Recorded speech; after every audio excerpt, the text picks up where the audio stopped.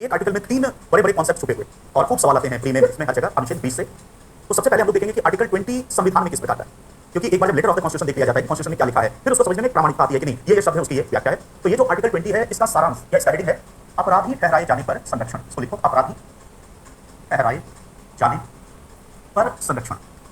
अपराधी ठहराए जाने पर संरक्षण, इसका मतलब ये इसका थीम है, ये इसका सारांश है। और अपराधी ठहराए जाने पर संरक्षण का मतलब है कि किसी को इस देश में मनमाने तरीके से अपराधी नहीं ठहराया जा सकता। मान लीजिए कि मोदी जी से मेरा झगड़ा हो जाए, आप कहेंगे कि बड़ी बड़ी तुलनाएं करते हैं, पर करने में क्या हर्ज है, सोच विचार में मतलब इससे मेरी भी औकात थोड़ी सी बढ़ जाती है। तो मान लो कि मोदी जी से मेरा झगड़ा हो जाए, और जब मोदी जी से मेरा झगड़ा हो जाए तो मुझे दो बातें कहे, तो वो मुझे पढ़ने वाला बोले, मैं उनको चाय वाला बोल दूं, और ऐसे एक दूसरे पे उलाहना जैसे होता है लोगों के बीच, खाने वाला है तो चाय वाला है, ये सब तू मैं हो जाए, और इसी आधार पर मोदी जी कहें कि ये व्यक्ति अपराधी है, इसको जेल में डाल। तो यहाँ पर मेरे बचाव में आएगा आर्टिकल 20 की रूल ऑफ लॉ है। जैसे मैं मोदी जी को जेल में नहीं डाल सकता, वैसे ही मोदी जी भी मुझे मनमाने तरीके से अपराधी घोषित नहीं कर सकते। वो ये नहीं कह सकते कि इसने मुझे ऐसा बोला और इसके कारण ये अपराधी है। तो इसका मतलब 20 एक ऐसा फंडामेंटल राइट है जो प्रत्येक व्यक्ति को यह अधिकार देता है कि उसको मनमाने तरीके से कोई अपराधी घोषित नहीं कर सके। जब भी कोई व्यक्ति अपराधी होगा या माना जाएगा तो उसके नियम आधार होंगे। तो सारांश तो ये है। अब जानते हैं कि इसमें है क्या। तो आर्टिकल 20 तीन क्लॉज में बटा हुआ है, 20 क्लॉज 1, 20 क्लॉज 2 और 20 क्लॉज 3। हम लोग यहाँ क्लॉज वाइज इसलिए पढ़ेंगे, हर आर्टिकल को क्लॉज वाइज पढ़ना जरूरी नहीं है, बट यहाँ तीनों क्लॉज में एक कॉन्सेप्ट है। और 20 क्लॉज 1 के कॉन्सेप्ट पर भी सवाल आ सकता है, इस पर भी आ सकता है, इस पर भी। तो पहले देखते हैं कि 20 क्लॉज 1, 20 क्लॉज 2 और 20 क्लॉज 2 संविधान में कैसे। तो सबसे पहले 20 क्लॉज 1 लिखो, ये कॉन्स्टिट्यूशन में कैसे है। 20 क्लॉज 1, किसी व्यक्ति को तब तक अपराधी घोषित नहीं किया जा सकता, किसी व्यक्ति को तब तक अपराधी घोषित नहीं किया जा सकता, किसी व्यक्ति को तब तक अपराधी घोषित नहीं किया जा सकता, तब तक अपराधी घोषित नहीं किया जा सकता जब तक कि उसने अपराध के समय लागू किसी कानून का उल्लंघन नहीं किया। किसी व्यक्ति को तब तक अपराधी घोषित नहीं किया जा सकता है जब तक कि उसने अपराध के समय लागू किसी कानून का उल्लंघन नहीं किया, जब तक कि उसने अपराध के समय लागू किसी कानून का उल्लंघन नहीं किया हो, और उसे उस कानून में प्रस्तावित सजा से अधिक सजा नहीं दी जा सकती, और उसे उस कानून में प्रस्तावित सजा से अधिक सजा नहीं दी जा सकती, उसे उस कानून में प्रस्तावित सजा से अधिक सजा नहीं दी जा सकती। फिर से एक बार मैं बोलता हूं, मिला लो। किसी व्यक्ति को तब तक अपराधी घोषित नहीं किया जा सकता जब तक कि उसने अपराध के समय लागू किसी कानून का उल्लंघन ना किया हो, और उसे उस कानून में प्रस्तावित सजा से अधिक सजा नहीं दी जा सकती है 20 क्लॉज 1। अब लिखते हैं 20 क्लॉज 2। इसको लिखो कि 20 क्लॉज 2 क्या है कॉन्स्टिट्यूशन। 20 क्लॉज 2, किसी व्यक्ति को एक ही अपराध के लिए, 20 क्लॉज 2 लिखिए, किसी व्यक्ति को एक ही अपराध के लिए एक से अधिक बार दंड नहीं दिया जा सकता। किसी व्यक्ति को एक ही अपराध के लिए एक से अधिक बार दंड नहीं दिया जा सकता। किसी व्यक्ति को एक ही अपराध के लिए एक से अधिक बार दंड नहीं दिया जा सकता। यह 20 क्लॉज 2। और अब देखते हैं तीसरा 20 क्लॉज 3 क्या है। इसको लिखो 20 क्लॉज 3। किसी व्यक्ति को अपने ही विरुद्ध गवाही देने के लिए बाध्य नहीं किया जा सकता। किसी व्यक्ति को अपने ही विरुद्ध गवाही देने के लिए बाध्य नहीं किया जा सकता। किसी व्यक्ति को अपने ही विरुद्ध गवाही देने के लिए बाध्य नहीं किया जा सकता। अपने ही विरुद्ध गवाही देने के लिए बाध्य नहीं किया जा सकता। तो ये आर्टिकल 20 संविधान में, ये संविधान निर्माता ने बनाया, इसमें कोई अमेंडमेंट वगैरह भी नहीं है। तो एज इट इज 26 जनवरी 1950 से अभी तक वैसा ही, यही मूल था, यही अभी भी है। तो आइए अब एक एक करके समझते हैं। सबसे पहले हम लोग व्याख्या करेंगे 20 क्लॉज 1 की। 20 क्लॉज 1, अब जो कॉन्स्टिट्यूशन में था वो हमने लिख लिया, अब थोड़ा सा टिप्पणी लिखिए, फिर इसको समझेंगे किस पर टिप्पणी, अब इसकी व्याख्या हो रही है 20 क्लॉज 1। तो पैराग्राफ चेंज करके लिखो 20 क्लॉज 1। 20 क्लॉज 1, भूतलक्षी विधायन, ये पूछा भी गया है सवाल पीटी में कि कहां से इसकी बनाई है। 20 क्लॉज 1 भूतलक्षी विधायन, और ऐसे शब्दों की अंग्रेजी जरूर जाननी चाहिए। तो इंग्लिश है x post facto legislation. 20 clause 1 भूतलक्षी विधायन, और इंग्लिश में कहते हैं एक्स पोस्ट फैक्टो लेजिस्लेशन की मनाही करता है। 20 क्लॉज 1 भूतलक्षी विधायन एक्स पोस्ट फैक्टो लेजिस्लेशन की मनाही करता है। 20 क्लॉज 1 भूतलक्षी विधायन की मनाही करता है। भूतलक्षी विधायन का अर्थ है, इसको लिखो पहले, तो लिखने का काम कर लें। भूतलक्षी विधायन का अर्थ है ऐसा कानून, भूतलक्षी विधायन एक्स पोस्ट फैक्टो लेजिस्लेशन का अर्थ है ऐसा कानून जो अतीतकालीन प्रभाव से लागू। भूतलक्षी विधायन का अर्थ है ऐसा कानून जो अतीतकालीन प्रभाव से लागू, ऐसा कानून जो अतीतकालीन प्रभाव से लागू। भूतलक्षी विधायन का अर्थ है ऐसा कानून जो अतीतकालीन प्रभाव से लागू। भारत में, इसमें लिखो, भारत में भूतलक्षी विधायन की मनाही, भारत में भूतलक्षी विधायन की मनाही केवल आपराधिक कानून, क्रिमिनल लॉ। भारत में भूतलक्षी विधायन की मनाही केवल आपराधिक कानून, इंग्लिश में कहते हैं क्रिमिनल लॉ। भारत में भूतलक्षी विधायन की मनाही केवल आपराधिक कानून के संबंध में है, केवल आपराधिक कानून के संबंध में है। दीवानी कानून, इसको कहते हैं सिविल लॉ। दीवानी कानून भूतलक्षी हो सकता है, दीवानी कानून भूतलक्षी हो सकता है, दीवानी कानून भूतलक्षी हो सकता है। अब इसको अच्छे से समझते हैं कि सारा मामला क्या है। सबसे पहली बात कि 20 क्लॉज 1 में भूतलक्षी विधायन शब्द नहीं है। 20 क्लॉज 1 में नहीं है, 20 क्लॉज 1 का लेटर हमने पढ़ा, किसी व्यक्ति को तब तक अपराधी नहीं माना जाएगा जब तक अपराध के समय लागू कानून का उल्लंघन नहीं किया हो। कहीं पर भी भूतलक्षी विधायन शब्द नहीं। लेकिन यदि प्रीलिम्स में सवाल है कि भारत के संविधान का कौन सा अनुच्छेद, निम्नलिखित में से कौन सा अनुच्छेद भूतलक्षी विधायन की मनाही करता है, तो हमें टिक करना है 20 क्लॉज, क्योंकि भले ही शब्द भूतलक्षी विधायन नहीं है, एक्स पोस्ट फैक्टो लेजिस्लेशन शब्द नहीं है, लेकिन एक्स पोस्ट फैक्टो लेजिस्लेशन ही वो पूरा कॉन्सेप्ट है। तो सबसे पहली बात कि 20 क्लॉज 1 भूतलक्षी विधायन की मनाही करता है।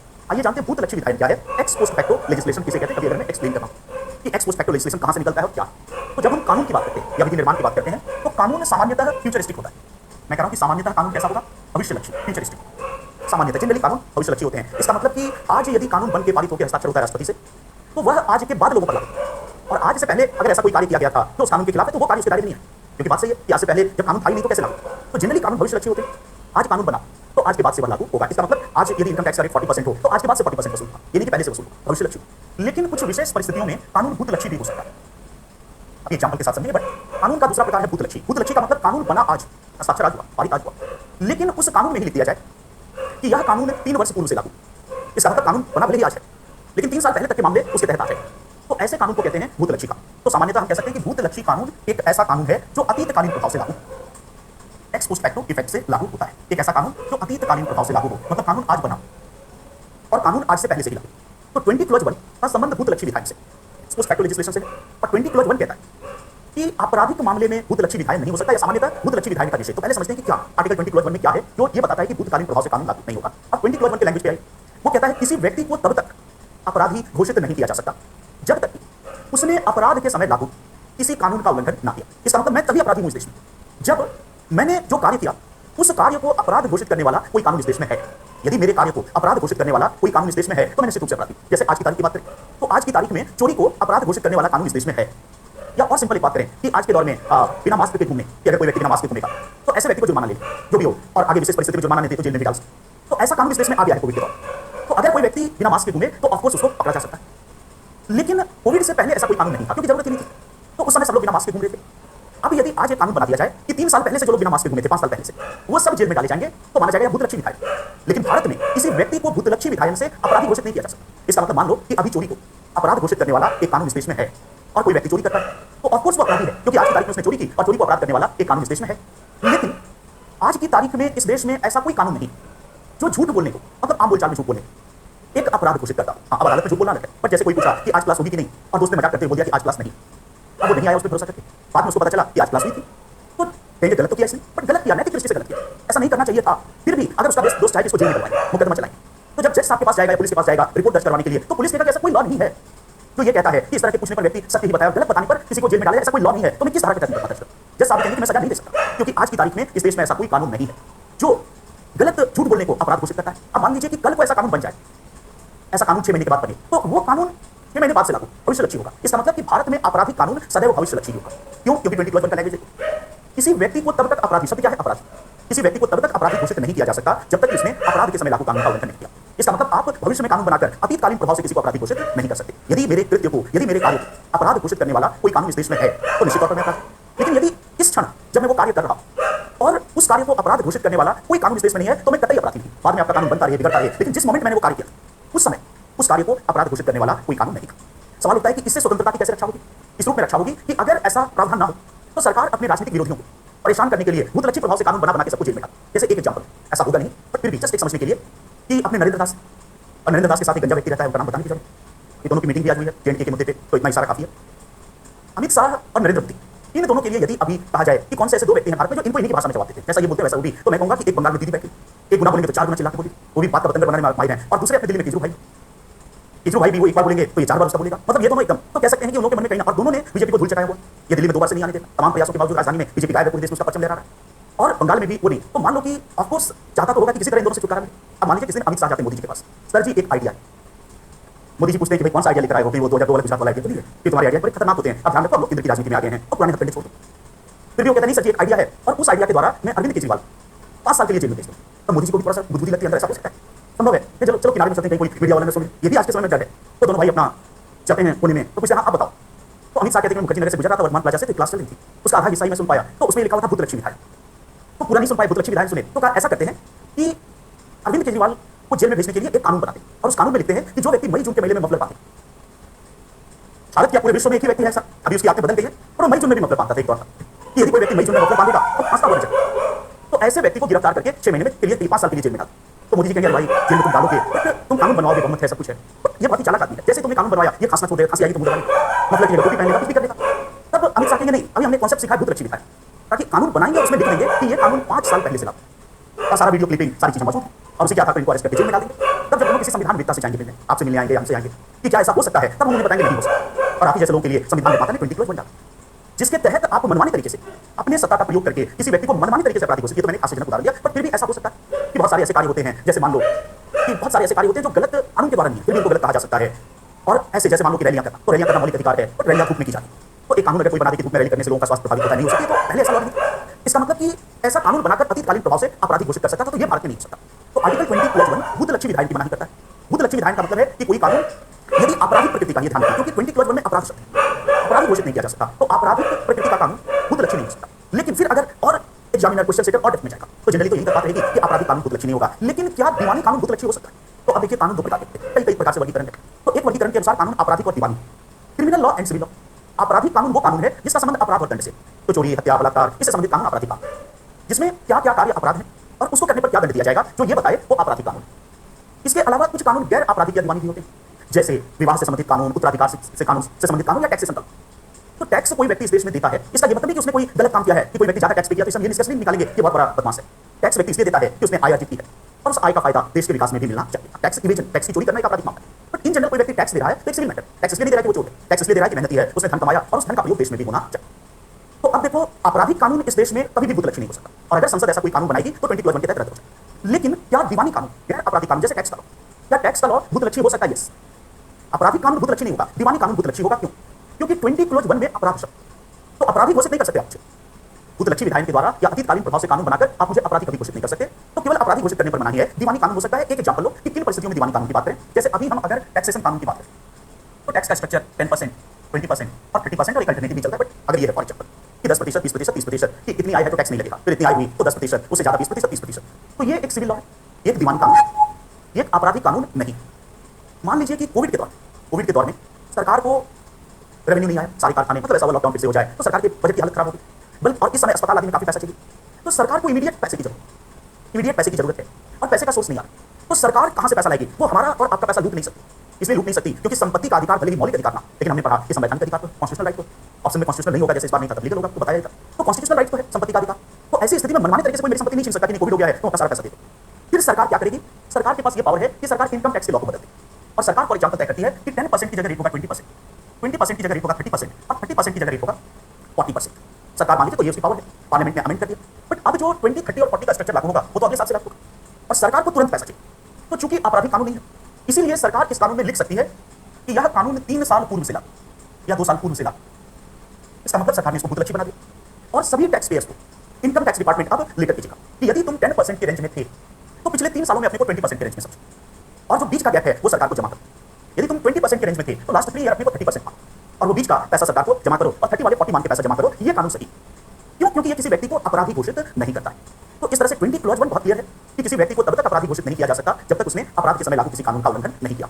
यह भूतलक्षी विधायन की मनाही करता है, अतीतकालीन प्रभाव से कानून को लागू करने पर रोक लगाता है, लेकिन चूंकि केवल अपराधी शब्द है तो इसीलिए भूतलक्षी विधायन की मनाही केवल आपराधिक कानून के संदर्भ में, और दीवानी कानून इसमें अंडरस्टूड है कि अगर रोक नहीं है तो इसका मतलब राज्य को यह शक्ति है कि दीवानी कानून भूतलक्षी प्रभाव से लागू कर पाए। तो 20 क्लॉज 1 का ये की कॉन्सेप्ट, कौन सा कॉन्सेप्ट? भूतलक्षी विधायन की मनाही। अब 20 क्लॉज 1 में एक और हिस्सा था, वो इसी से, यदि आपने ये समझ लिया तो 20 क्लॉज 1 का वो हिस्सा पता आसान हो जाता है। जो इसका अगला हिस्सा था कि किसी व्यक्ति को कानून में प्रस्तावित सजा से अधिक सजा नहीं दी जा सकती। जैसे मान लो कि अभी इस देश में चोरी को अपराध घोषित करने वाला कानून है, तो चोरी करने वाला अपराधी है, इसमें कोई शक नहीं।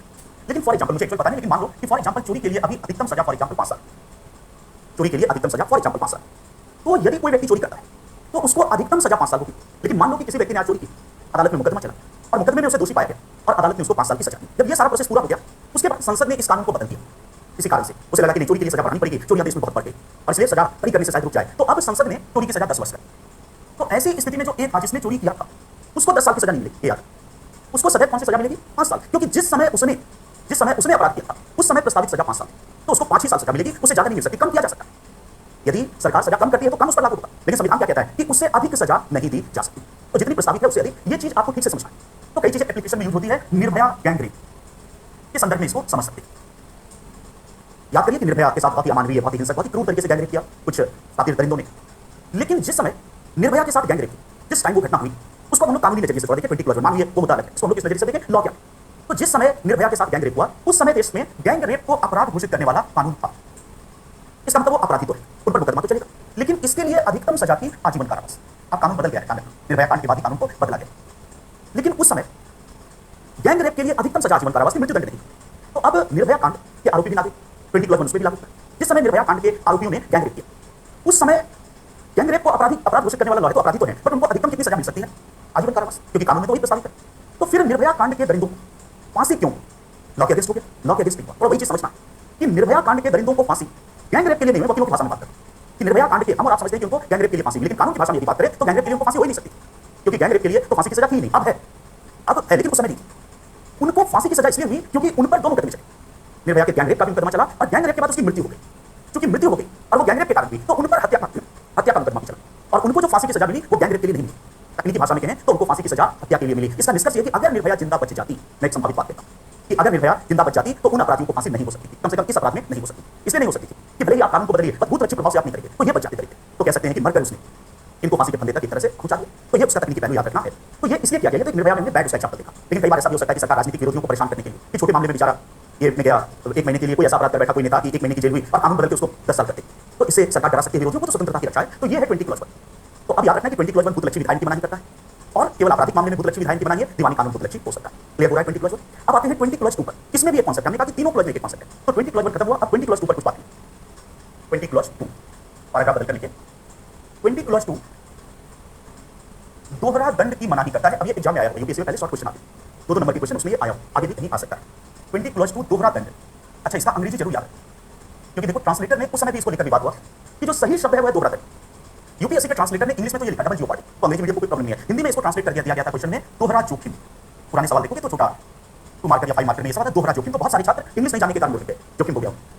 तो दोहरा दंड जब हमें मेंस आगे लिखना है दोहरा दंड लिखना है, बट ट्रांसलेशन कुछ भी हो सकता है। मैं हमेशा कहता हूं कि ये जो यूपीएससी के ट्रांसलेटर हैं, यूपीएससी के छात्रों के लिए, उसमें हिंदी माध्यम के छात्रों के लिए इस पूरे ब्रह्मांड में पैदा होने वाला सबसे खतरनाक चीज जो अभी तक पैदा हुआ, जो एक शब्द एक वाक्य इधर उधर करके स्टील प्लांट को इस्पात का पौधा लिखता है। तो अब सोचो इस्पात का पौधा, सब सोचेगा साइंस टेक का सवाल, कोई लगता है नया आया स्टील प्लांट है, वो स्टील वाला प्लास्टिक को एक बार लिखा गया सुघट्य, सुघट्य के क्या उपयोग, जो अंग्रेजी नहीं जानता तो क्या सुघट्य कोई नया वस्तु बना होगा, और जो प्लास्टिक उसमें इंग्लिश है कुछ ना कुछ तो लिख देगा सुघट्य के उपयोग, सुघट्य के खतरे। तो इसलिए आपको सुघट्य आदि में सोचो कि मुखर्जी नगर में कोई व्यक्ति जाए और कहे सुघट्य की बाल्टी दे, हैरानी हो जाएगा दुकानदार से, या डायरेक्ट नहीं बोलते प्लास्टिक, तो यानी यूपीएससी से सुघट्य सीख रहा है। अभी जब प्रश्न पढ़ेंगे तो ऐसे कई शब्द आपको मिलेंगे, प्रत्याख्यान, तो पॉलिटी में आएगा। तो एनीवे डबल जियोपार्डी शब्द याद रखना। तो लिखो 20+2 दोहरा दंड डबल जियोपार्डी की मनाही करता है। अब फिर देखो ये शब्द हमारे संविधान में नहीं है, लेकिन फिर भी हमें कहना है कि ये डबल जियोपार्डी की मनाही करता है। दोहरा दंड, इसको लिखिए दोहरा दंड शब्दावली का प्रयोग, दोहरा दंड की शब्दावली का प्रयोग अमेरिका, दोहरा दंड शब्दावली का प्रयोग अमेरिका की राजनीतिक व्यवस्था से लिया गया है। कभी आया कॉन्सेप्ट कहां से लिया है? तो यूएसए से, ब्रिटेन से। दोहरा दंड शब्दावली का प्रयोग अमेरिका की राजनीतिक, या दोहरा दंड शब्दावली अमेरिका की राजनीतिक व्यवस्था से ली गई। तो प्रीमियर तो ये कहां से लिया डबल जियोपार्डी का कॉन्सेप्ट? यूएसए। ये क्या है इसको लिखते हैं, दोहरा दंड का अर्थ है, दोहरा दंड का अर्थ है, दोहरा दंड का अर्थ है एक ही अपराध के लिए, दोहरा दंड का अर्थ है एक ही अपराध के लिए, एक ही अपराध के लिए किसी व्यक्ति को, एक ही अपराध के लिए किसी व्यक्ति को एक से अधिक बार दंड देना, एक ही अपराध के लिए किसी व्यक्ति को एक से अधिक बार दंड देना, एक ही अपराध के लिए किसी व्यक्ति को एक से अधिक बार दंड देना। भारत में, आगे लिखो, भारत में दोहरा दंड की मनाही, भारत में दोहरा दंड की मनाही, डबल जियोपार्डी की मनाही, भारत में दोहरा दंड की मनाही केवल न्यायिक दंड के संदर्भ में है, जुडिशियल पनिशमेंट के कॉन्टेक्स्ट में। भारत में दोहरा दंड की मनाही केवल न्यायिक दंड के संदर्भ में है, केवल न्यायिक दंड के संदर्भ में है, कॉमा प्रशासनिक या विभागीय दंड, प्रशासनिक या विभागीय दंड दिया जा सकता है। भारत में दोहरे दंड की मनाही केवल न्यायिक दंड के संदर्भ में है, कॉमा प्रशासनिक या विभागीय, एडमिनिस्ट्रेटिव और डिपार्टमेंटल, प्रशासनिक या विभागीय दंड दिया जा सकता है, प्रशासनिक या विभागीय दंड दिया जा सकता है। इसको भी एग्जांपल के साथ समझेंगे। तो मैं हमेशा मानता हूं कि जो चीज पूरे जीवन आपके मस्तिष्क में रहेगी वो एग्जांपल के, बाकी लेक्चर में कितना विचारो वो सब भूल जाते हैं। और एग्जांपल याद आएगा, केजरीवाल वाला एग्जांपल था, मफलर बांधेगा, तुरंत याद आ जाएगी पूरी घटना। तो आइए समझते हैं कि डबल जियोपार्डी या दोहरा दंड क्या है। अब देखो 20+2 की लैंग्वेज, 20+2 कहता है कि किसी व्यक्ति को एक ही अपराध के लिए एक से अधिक बार दंड नहीं दिया जा सकता, किसी व्यक्ति को एक ही अपराध के लिए एक से अधिक बार दंड नहीं दिया जाएगा। अब यहां ध्यान रखना कि एक ही अपराध शब्द एक प्रकार का अपराध नहीं, जैसे याद करो अस्पृश्यता निवारण अधिनियम, तो पहली बार जो अपराध किया वो अलग अपराध, वो अलग व्यक्ति के साथ किया, और सेकंड टाइम जो किया वो अलग अपराध। जैसे मान लो, इसको और एग्जांपल से समझें कि ए ने बी का मर्डर किया और ए ने सी का भी मर्डर कर दिया पूरे समय के बाद, तो ये दोनों अलग अलग अपराध। अब उसको बी के मर्डर के लिए 2 बार मुकदमा नहीं चलाया जा सकता, लेकिन अगर बी का मर्डर करे और फिर सजा भुगत के सी का भी मर्डर करे तो उसके लिए चलाया जाए। तो एक अपराध का मतलब एक प्रकार का अपराध। इसका मतलब 20+2 कहता है कि किसी व्यक्ति को एक ही अपराध के लिए एक से अधिक बार दंड नहीं दिया जा सकता। जैसे एक एग्जांपल से समझिए कि ए ने, ए पर आरोप लगा कि ए ने बी का मर्डर किया है और कोर्ट में मामला गया, सारे गवाह सबूत बयानात गुजरे और रिजल्ट ये निकला कि एक अपराध प्रमाणित हुआ। जब एक अपराध प्रमाणित हुआ तो ए को न्यायालय ने 14 ईयर्स जेल की सजा दी, 14 साल तक जेल में रहेगा, चट्टी या जो भी चीजें वो पीछे का जेल की सजा दी। ए जेल में गया और 14 साल इसने जेल में बिताए। तो यदि ए ने बी की हत्या के अपराध में सजा भुगत ली तो दोबारा, मैं कह रहा हूं कि दोबारा बी की हत्या का मुकदमा ए पे नहीं चलाया जा सकता। इसलिए नहीं चलाया जा सकता कि एक ही अपराध के लिए एक से अधिक बार दंड नहीं दिया जाए। इसका मतलब कि व्यक्ति ने अपराध किया, उसको सजा मिली, उसने सजा भुगत ली तो मामला खत्म। दोबारा तिबारा एक ही अपराध के लिए उसको नहीं लिया जाएगा। हाँ, अगर उसके बाद फिर जेल से बाहर किसी का मर्डर करते तो फिर होगा, क्योंकि वो अलग अपराध है। बट बी की हत्या के लिए दोबारा मुकदमा नहीं चलाया जाएगा। अभी इसके पॉइंट्स लेंगे, बट पहले थोड़ा एक एग्जांपल से समझो कि ये क्यों है, इससे स्वतंत्रता की रक्षा कैसे। अगर ये ना होता तो सरकार अपने राजनीतिक विरोधियों का दमन करने के लिए ऐसे कानून ला सकती, एक ही अपराध में बार बार जेल में घुसते। जैसे एक एग्जांपल फिर लीजिए, वही वाला एग्जांपल उन्हीं दो व्यक्तियों का लीजिए कि फिर अमित शाह पहुंचते मोदी जी के पास, सर जी एक आइडिया है, कहते हैं अब क्या आइडिया लाए, पुराना वाला आइडिया तो फेल कर गया, ताकि नहीं अभी एक जबरदस्त आइडिया लेकर आया। मान लो कि जो ये अपने अरविंद केजरीवाल साहब, कौन, ममता भी आएगा समय पे, बट यहाँ वही सुटेबल होता है, तो जहाँ जो सुटेबल होता है वही आएगा, ममता भी आएगी, चिंता मत करिए। तो अरविंद केजरीवाल दुनिया के एक ऐसे व्यक्ति जिनको लगता है कि पूरी दुनिया में वही केवल ईमानदार और बाकी पूरी दुनिया झूठी है। इसका मतलब हर किसी पे भ्रष्टाचार का आरोप लगाना, जहां जाना ये कहना ये भ्रष्ट है, ये चोर है, इसको जेल में डाल। इससे लगता है कि रूल ऑफ नहीं, आप कैसे जेल में डालते, बट पब्लिक उसमें खुश हो जाती है, जेल में डाल देगा भ्रष्ट लोगों को, तो बिना मुकदमा के किसी को जेल में नहीं डाल सकते। बट केजरीवाल साहब सबके खिलाफ भ्रष्टाचार के आरोप लगाते हैं, तो हमने देखा कि अभिव्यक्ति की स्वतंत्रता है, लेकिन अवमानना नहीं कर सकते, 8 सीमा में एक सीमा होती है, और उसके लिए कानून है कि यदि अवमानना करोगे और प्रमाणित हो सकता है कि आपने मनगढ़ंत आरोप लगाए और आपने किसी को भ्रष्ट बोला और एक्चुअली आप प्रमाणित नहीं कर पाए वो भ्रष्ट है, तो 2 साल की सजा होगी। देश में ऐसा कानून है, तो इसलिए आप देखो कि इन्होंने आरोप को सब पर लगा दिया था अपने टाइम पे, अरुण जेटली पे भी लगाया, तो अरुण जेटली खुद सुप्रीम कोर्ट के वकील, इसके खिलाफ मुकदमा कर दिया अवमानना का, तो मरने से पहले इसे माफी मांग लिया, तो भी शायद आखिरी समय में रहे होंगे, तो माफ कर दिया कि जाओ जा रहे हैं तो तुमको क्यों जेल में भिजवाया। नितिन गडकरी पे भ्रष्टाचार का आरोप लगाया, तो नितिन गडकरी से भी माफी मांगी। विक्रमजीत मजीठिया पंजाब का मंत्री है, उसके खिलाफ आरोप लगाया कि वो ड्रग की तस्करी करता है, उसने भी मुकदमा किया, उससे भी जाकर तो माफी का अभियान चला के बच गए, किसी तरह सबसे माफी मांग के और बच के। फॉर एग्जाम्पल समझो कि कोई व्यक्ति माफ ना करता और कहता है कि नहीं इसको जेल भिजवा के दम, तो ऐसी स्थिति में अदालत में मुकदमा चली रहा था। और अगर नितिन गडकरी याद जाती कि नहीं मेरी भी 2 करोड़ की इज्जत है और मैं उससे समझौता नहीं करूँ, तो जो भी है 2 करोड़ की जो भी है कि मेरी इज्जत है और मैं समझौता नहीं करूंगा, मैं तुम्हें जेल में डलवाऊं, तो ऑफकोर्स भ्रष्टाचार को प्रमाणित करना बड़ा कठिन होता। तो ऐसी स्थिति में मान लो कि केजरीवाल जी को 2 साल की सजा हुई। जब केजरीवाल को 2 साल की सजा हो गई तो सारे लोग खुश हुए, मोदी जी विशेष करके अमित शाह को सबसे ज्यादा खुश हुए कि चलो 2 साल के लिए तो छुटकारा मिला। क्योंकि आप याद करो कि कोविड की जो दूसरी लहर थी, तो केजरीवाल साहब कुछ काम करें या ना करें, डेली एक काम जरूर करते थे। अगर आपको याद होगा संवाददाता सम्मेलन करना, तो लोग मर रहे हैं कट रहे हैं उससे मतलब नहीं है, बट डेली वो संवाददाता सम्मेलन उसमें बताते थे कि मोदी सरकार कैसे विफल है, तो कैसे बचाना है ये नहीं, बट ये प्रमाणित, तो ये भी बहुत जन दबाव, तो ये लोग खुश हुए। फिर अमित शाह पहुंचे मोदी जी के पास, सर जी एक आइडिया, कि अब क्या आइडिया लेकर आए, तो मैं 2 साल की सजा को 20 साल में बदल, 20 साल में तो खत्म हो जाएगा, खांस खांसी खत्म हो जाएगा इसका मतलब।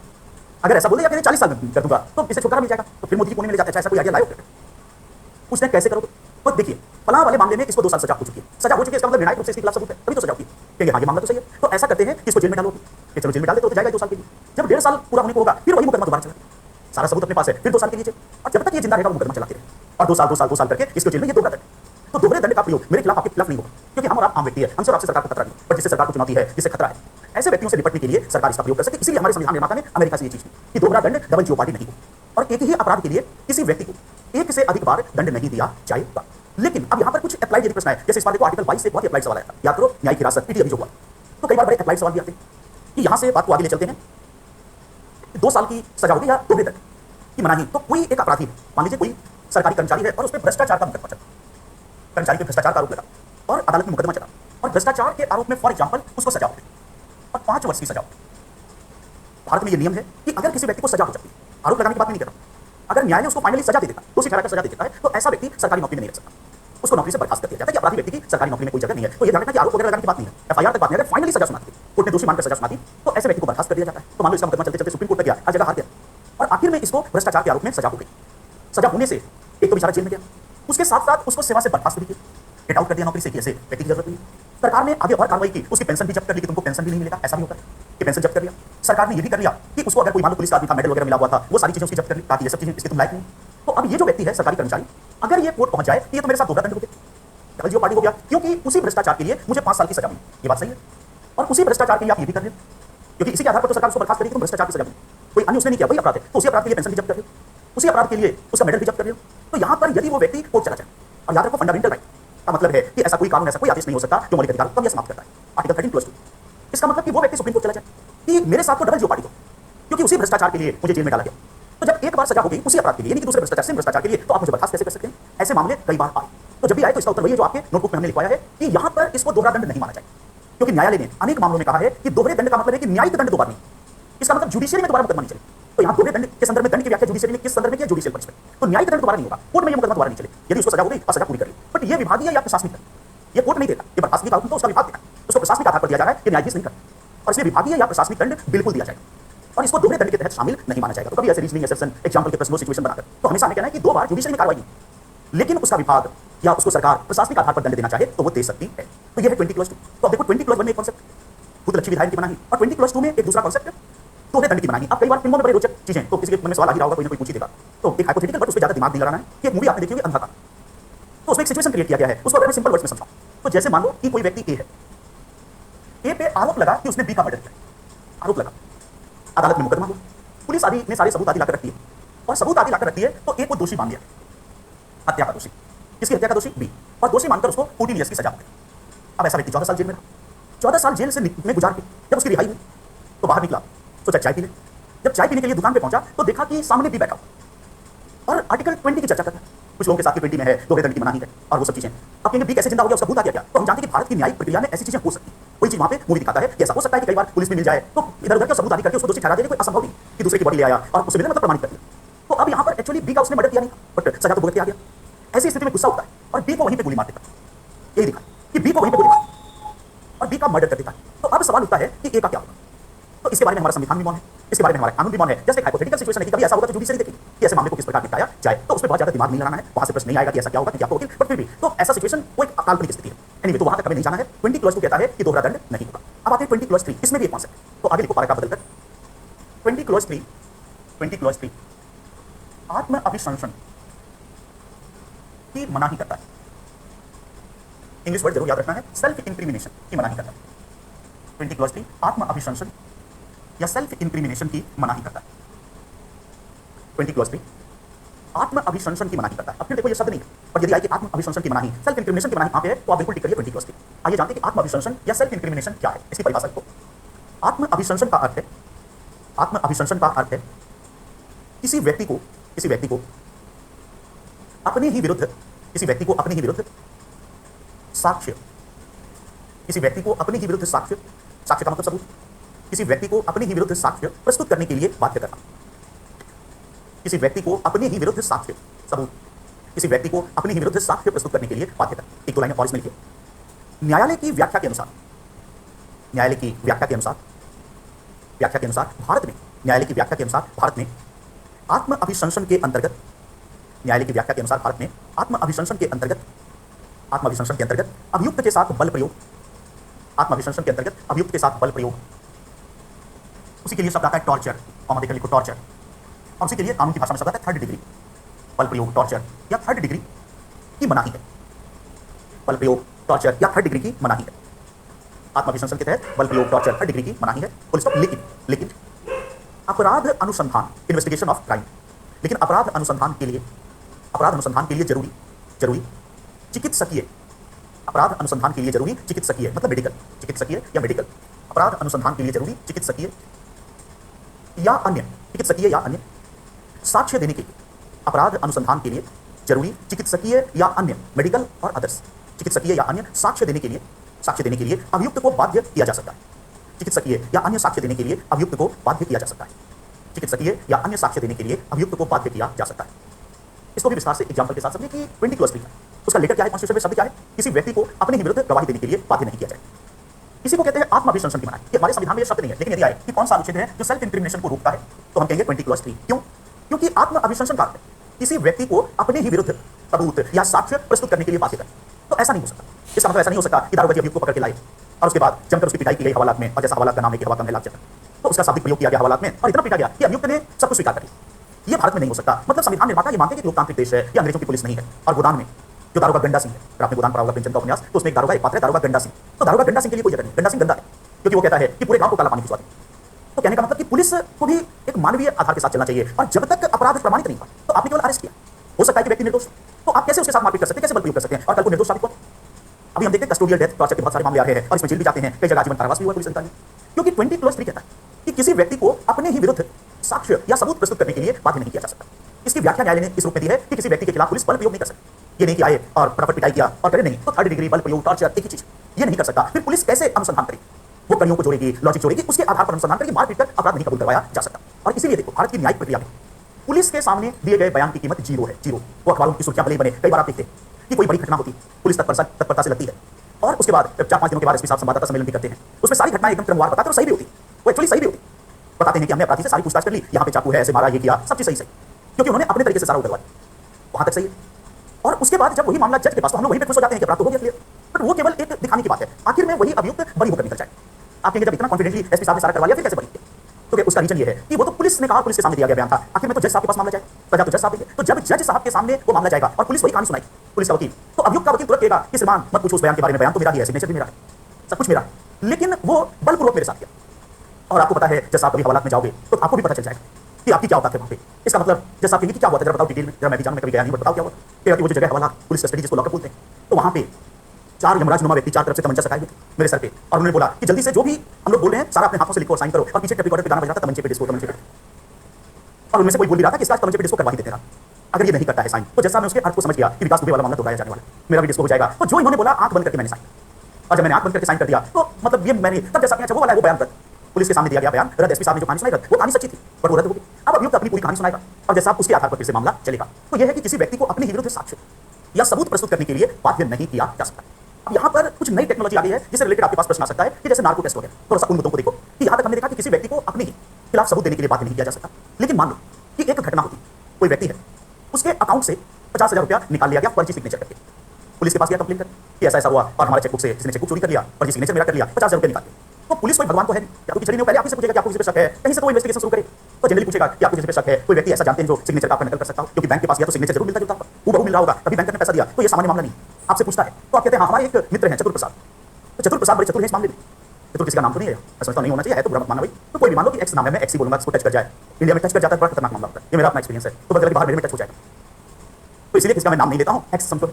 तो कोई व्यक्ति एक्स है और एक्स पे आपने संदेह किया कि ये मेरा दोस्त है, ये फर्जी सिग्नेचर या किसी भी सिग्नेचर की नकल कर देता है, इसमें ये क्वालिटी है, और ये एक सप्ताह पहले कमरे पे आया भी था, मुझे बोला कि चाय पिलाओ, तो मैं चाय पत्ती लाने के लिए बाहर गया, उस दौरान ये था मेरा चेकबुक टेबल पे था, शायद उसने चेक फाड़ लिया होगा, आप शक व्यक्त करते, तो पुलिस को एक क्लू मिला, तो पुलिस अब एक्स साहब के पास पहुंचा कि एक्स साहब हमें शक है कि शायद हो सकता है कि आपने ये काम किया हो, इसीलिए आप हमें अपने सिग्नेचर का नमूना दो, आप हमें हस्ताक्षर करके और नमूना दो, इसलिए ताकि हम फॉरेंसिक एक्सपर्ट के पास भेजें, वो चेक भी भेजें और आपका सिग्नेचर भी भेजें, अगर मिलान हो जाएगा तो ठीक है, नहीं होगा तो कोई बात नहीं। अब यहाँ पर एक्स संविधान का ज्ञाता है, वो यूपीएससी का तैयारी कर चुका है, परिस्थिति बस उसने ऐसा कर लिया, तो उसको भी 20+ नहीं पता है, तो कहता है कि नहीं नहीं ये सिग्नेचर में नहीं दे सकता, दारोगा जी कहते हैं कि जरूरी आपको देना पड़ेगा, वो कहता है नहीं देखो ये कोर्ट कचहरी का मामला हो जाएगा, फंडामेंटल राइट आपने पढ़ा दिया आत्मअभिशंसन, और अगर मैं आपको सिग्नेचर दे देता तो ये मेरे खिलाफ साक्ष्य हो गए और आप मुझे बाध्य नहीं कर सकते, मेरी इच्छा है तो मैं दूंगा, बट आप मुझे बाध्य नहीं कर सकते अपने ही विरुद्ध साक्ष्य देने के लिए सिग्नेचर देने से मना कर देता। तो ऐसी स्थिति में कई ऐसे मामले आए, न्यायालय का निर्णय बहुत स्पष्ट है कि आत्मअभिशंसन की मनाही बल प्रयोग के संदर्भ की मारपीट नहीं होगी आपके साथ, लेकिन आत्मअभिशंसन में चिकित्सकीय या अपराध अनुसंधान के लिए जरूरी साक्ष्य शामिल नहीं है, इसका मतलब वह चीज देने के लिए आप बाध्य। तो यदि सिग्नेचर का नमूना मांगता है तो पुलिस उसके लिए आपको बाध्य कर सकता है और पुलिस को आपको देना पड़ेगा, नहीं दीजिएगा तो फिर न्यायाधीश आपको आदेश देगा कि आप दो, क्यों, क्योंकि अपराध अनुसंधान के लिए वह जरूरी। तो इस तरह हम देखते हैं कि ये चीज तो बहुत क्लियर थी न्यायालय के निर्णयों के द्वारा कि अपराध अनुसंधान के लिए जरूरी यदि कोई मेडिकल या ऐसी चीज है तो दे सकता है, बट अब कुछ नई चीजें आ गई हैं जिसमें अलग अलग प्रकार के हाईकोर्ट के निर्णय। तो देखिए उसमें क्या स्थिति है, एक कॉन्सेप्ट आजकल आता है नार्को टेस्ट, तो ये पहले नहीं था, ये नया मतलब लेटेस्ट कह सकते हैं साइंस और टेक्नोलॉजी की चीज है नार्को टेस्ट। अगर एग्जाम में प्रश्न है कि क्या नार्को टेस्ट के लिए किसी व्यक्ति को बाध्य किया जा सकता है या नहीं, नार्को टेस्ट के लिए बाध्य किया जा सकता है या नहीं, थोड़ा समझिए क्या मामला, क्योंकि यहाँ पे वो सिग्नेचर से थोड़ा सा अलग मामला। नार्को टेस्ट का मतलब है कि एक नई टेक्नोलॉजी जिसके द्वारा कुछ केमिकल पिलाया जाता है ऐसे व्यक्ति को जो अभियुक्त है, तो मान लो किसी पर आरोप लगा कोई बहुत बड़ा आतंकवादी है, जैसे अबू सालेम का नार्को टेस्ट हुआ, तो ऐसे लोग का नार्को टेस्ट एक तरह से इसलिए होता है कि नार्को टेस्ट में केमिकल पिलाया जाता है, वो केमिकल जब उसने पी लिया तो उस केमिकल को पीने के बाद उससे जो भी सवाल पूछा जाए ऐसा माना जाता है कि उसका ब्रेन ऐसे सब कॉन्शियस स्टेट में चला जाएगा कि वो सही जवाब देगा, ऐसा माना जाता है। ये भी 100% फुल प्रूफ नहीं है, ताकि अपराधी से भी हो सकता है, बट फिर भी जनरली माना जाता है कि नार्को टेस्ट में जो सवाल पूछा जाएगा तो व्यक्ति सही ही जवाब देगा, क्योंकि ब्रेन पूरा एक्टिव नहीं होता है, वो केमिकल ब्रेन को इस रूप में प्रभावित करता है कि आपसे जो पूछा जाता है मतलब आप एक तरह से मूर्छित अवस्था में, पूरे होश में नहीं है, काम में आवाज जा रही है, उसका जवाब देगा। तो अब सवाल उठता है कि यदि किसी अभियुक्त का पुलिस नार्को टेस्ट करना चाहे ताकि अपराध का अनुसंधान हो सके, जैसे अबू सालेम का नार्को टेस्ट पुलिस करना चाहती है, क्या पुलिस को यह पावर है कि नार्को टेस्ट करवा ले? अब यहाँ नार्को टेस्ट में कोर्ट का निर्णय यह है कि ये पुलिस स्वतः नहीं करवा सकती, ये न्यायालय के आदेश से ही। इसका मतलब इसके लिए अलग से कोर्ट की परमिशन, बाकी चीज के लिए सिग्नेचर का नमूना मांगने के लिए कोर्ट की परमिशन नहीं चाहिए, मांग सकता, बट किसी का नार्को टेस्ट उसकी सहमति के बिना, सहमति दे दिया तो कोई बात, लेकिन सहमति के बिना न्यायालय के आदेश से नहीं हो सकता, आपको कोर्ट का आदेश लेना पड़ेगा। आखिर नार्को टेस्ट में कोर्ट का आदेश। तो अब यहाँ आगे पढ़ेंगे, इसके बाद आर्टिकल आएगा 21, निजता का कॉन्सेप्ट इन्वॉल्व हो जाता है, प्राइवेसी, राइट टू प्राइवेसी का मामला बन जाता है। आगे यूपीएससी में एक सवाल भी आया प्राइवेसी, तो निजता भारत में एक मौलिक अधिकार है, और निजता का मतलब है कि मेरी निजी जानकारियां मेरी इच्छा के बिना किसी व्यक्ति तक ना जाए, तो प्राइवेसी एक फंडामेंटल राइट है 21 के तहत, क्योंकि निजता मौलिक अधिकार है, तो इसलिए नार्को टेस्ट में यह संभावना भी नहीं है कि नार्को टेस्ट में जो पूछेगा उसे जवाब देगा। तो ऐसा भी तो हो सकता है कि पुलिस उसके निजी जीवन के बारे में सब कुछ जाने, तो देखेगा, तो इसलिए विशेष परिस्थिति में ही नार्को टेस्ट की परमिशन होगी, जनरली नहीं। जैसे फिर मैं एक एग्जांपल दूंगा, तब वो याद रखेगा कि दो दोस्त थे, कॉलेज के जमाने में साथ पढ़ते थे, और एक पुलिस अधिकारी बन गया और एक अपना सामान्य काम वगैरह करने लगा, दोनों अपने अपने ये में हो गए। अब कॉलेज के जमाने में कोई तीसरा भी हुआ करता था, एक्स वजह जो भी कहें हुआ करती थी, कुछ ऐसा मामला था। दोनों दोस्त पढ़ने वाले थे, तो दोनों का था, बट दोनों में आपस में दोस्ती भी थी, और मुझे पता है कि यहाँ विशेषज्ञ लोग बैठे हुए हैं, बट विशेषज्ञता को भी दिखाना नहीं है। तो दोनों के मन में दोनों एक दूसरे की इज्जत, बट कुछ ऐसी बात थी कि पुलिस अधिकारी के मन में एक खटका लगा रहता था कि कहीं इनका उनसे तो नहीं था, ऐसा कुछ था, बट वही बात है कि कभी प्रमाणित नहीं हो पाया, फिर अपना कॉलेज खत्म हो गया, सब अपने अपने काम में चले गए। अब फॉर एग्जाम्पल वही व्यक्ति जो दोस्त था वो अभियुक्त बना और पुलिस अधिकारी अनुसंधान करता था, तो अब वो चाहे कि जरा सा उस प्रश्न का सवाल, वो उस प्रश्न का उत्तर में ढूंढूं जो मुझे रातों को सोने नहीं देता, कुछ ऐसा उसके मन में चल रहा है कि वो जो मेरे जीवन का एक अनुत्तरित प्रश्न है, उस प्रश्न का उत्तर में किसी भी तरह जान, और ये था कि उसको बताया ही नहीं कभी। तो ऐसी स्थिति में ये हो सकता है कि उसकी निजी बातें भी पूछ ले कि भाई ये जरा बताओ कि वो वाला मामला क्या था, तो समय सही सही बताते। तो इसीलिए प्राइवेसी या निजता के मामले में चूंकि नार्को टेस्ट प्राइवेसी को उल्लंघन करता है, इसलिए नार्को टेस्ट भी अभियुक्त का करवाया जाएगा। फंडामेंटल राइट नहीं हो सकता, लेकिन नार्को टेस्ट में अदालत की परमिशन जरूरी होती है, केवल आपवादिक परिस्थितियों में होता है, जहां पर कि बहुत ही जरूरी। प्लस आप देखते हैं कि जब नार्को टेस्ट कभी पढ़ना उसके बारे में कि नार्को टेस्ट जैसे अबू सालिम ने किसी आधार पर उसके वकील ने कहा कि नार्को टेस्ट नहीं हो सकता, क्योंकि नार्को टेस्ट उसे आत्मविश्लेषण होगा, वो सब चीजें होंगी, लेकिन कोर्ट ने कहा अगर जरूरी है, अबू सालिम के मामले में जरूरी पाया कि नहीं, इसका नार्को टेस्ट इसलिए जरूरी है कि पूरा नेटवर्क तोड़ने के लिए जरूरी।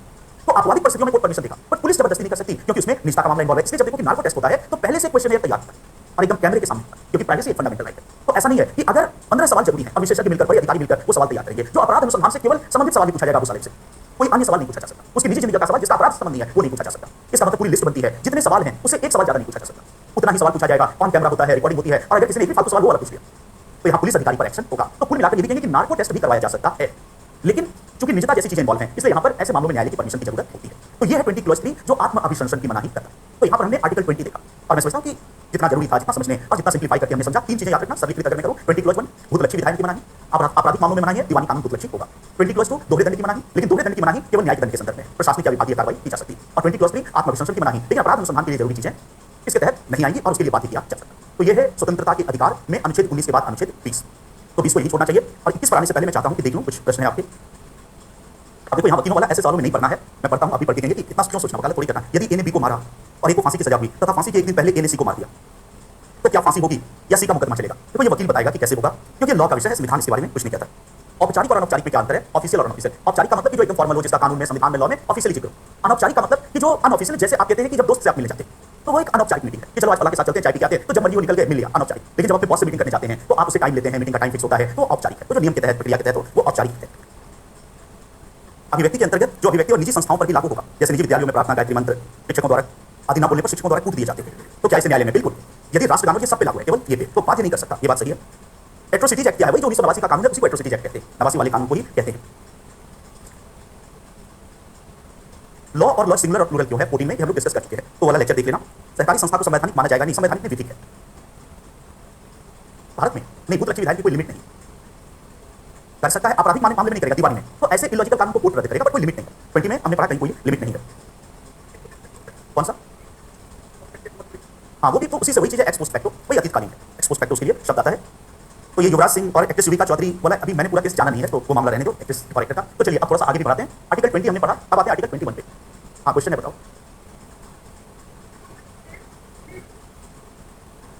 हाँ, कर सकते हैं।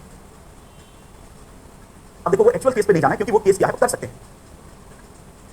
उसमें कई मुद्दे इन्वॉल्व होंगे, क्योंकि वो केस क्या है उस पे जाना पड़ेगा, बट लॉ यही है हमारे कॉन्स्टिट्यूशन का। रेट्रोस्पेक्टिव मतलब दीवानी मामले में हो सकता है, बिल्कुल, बट लॉजिकल होना चाहिए। हाँ, बताओ।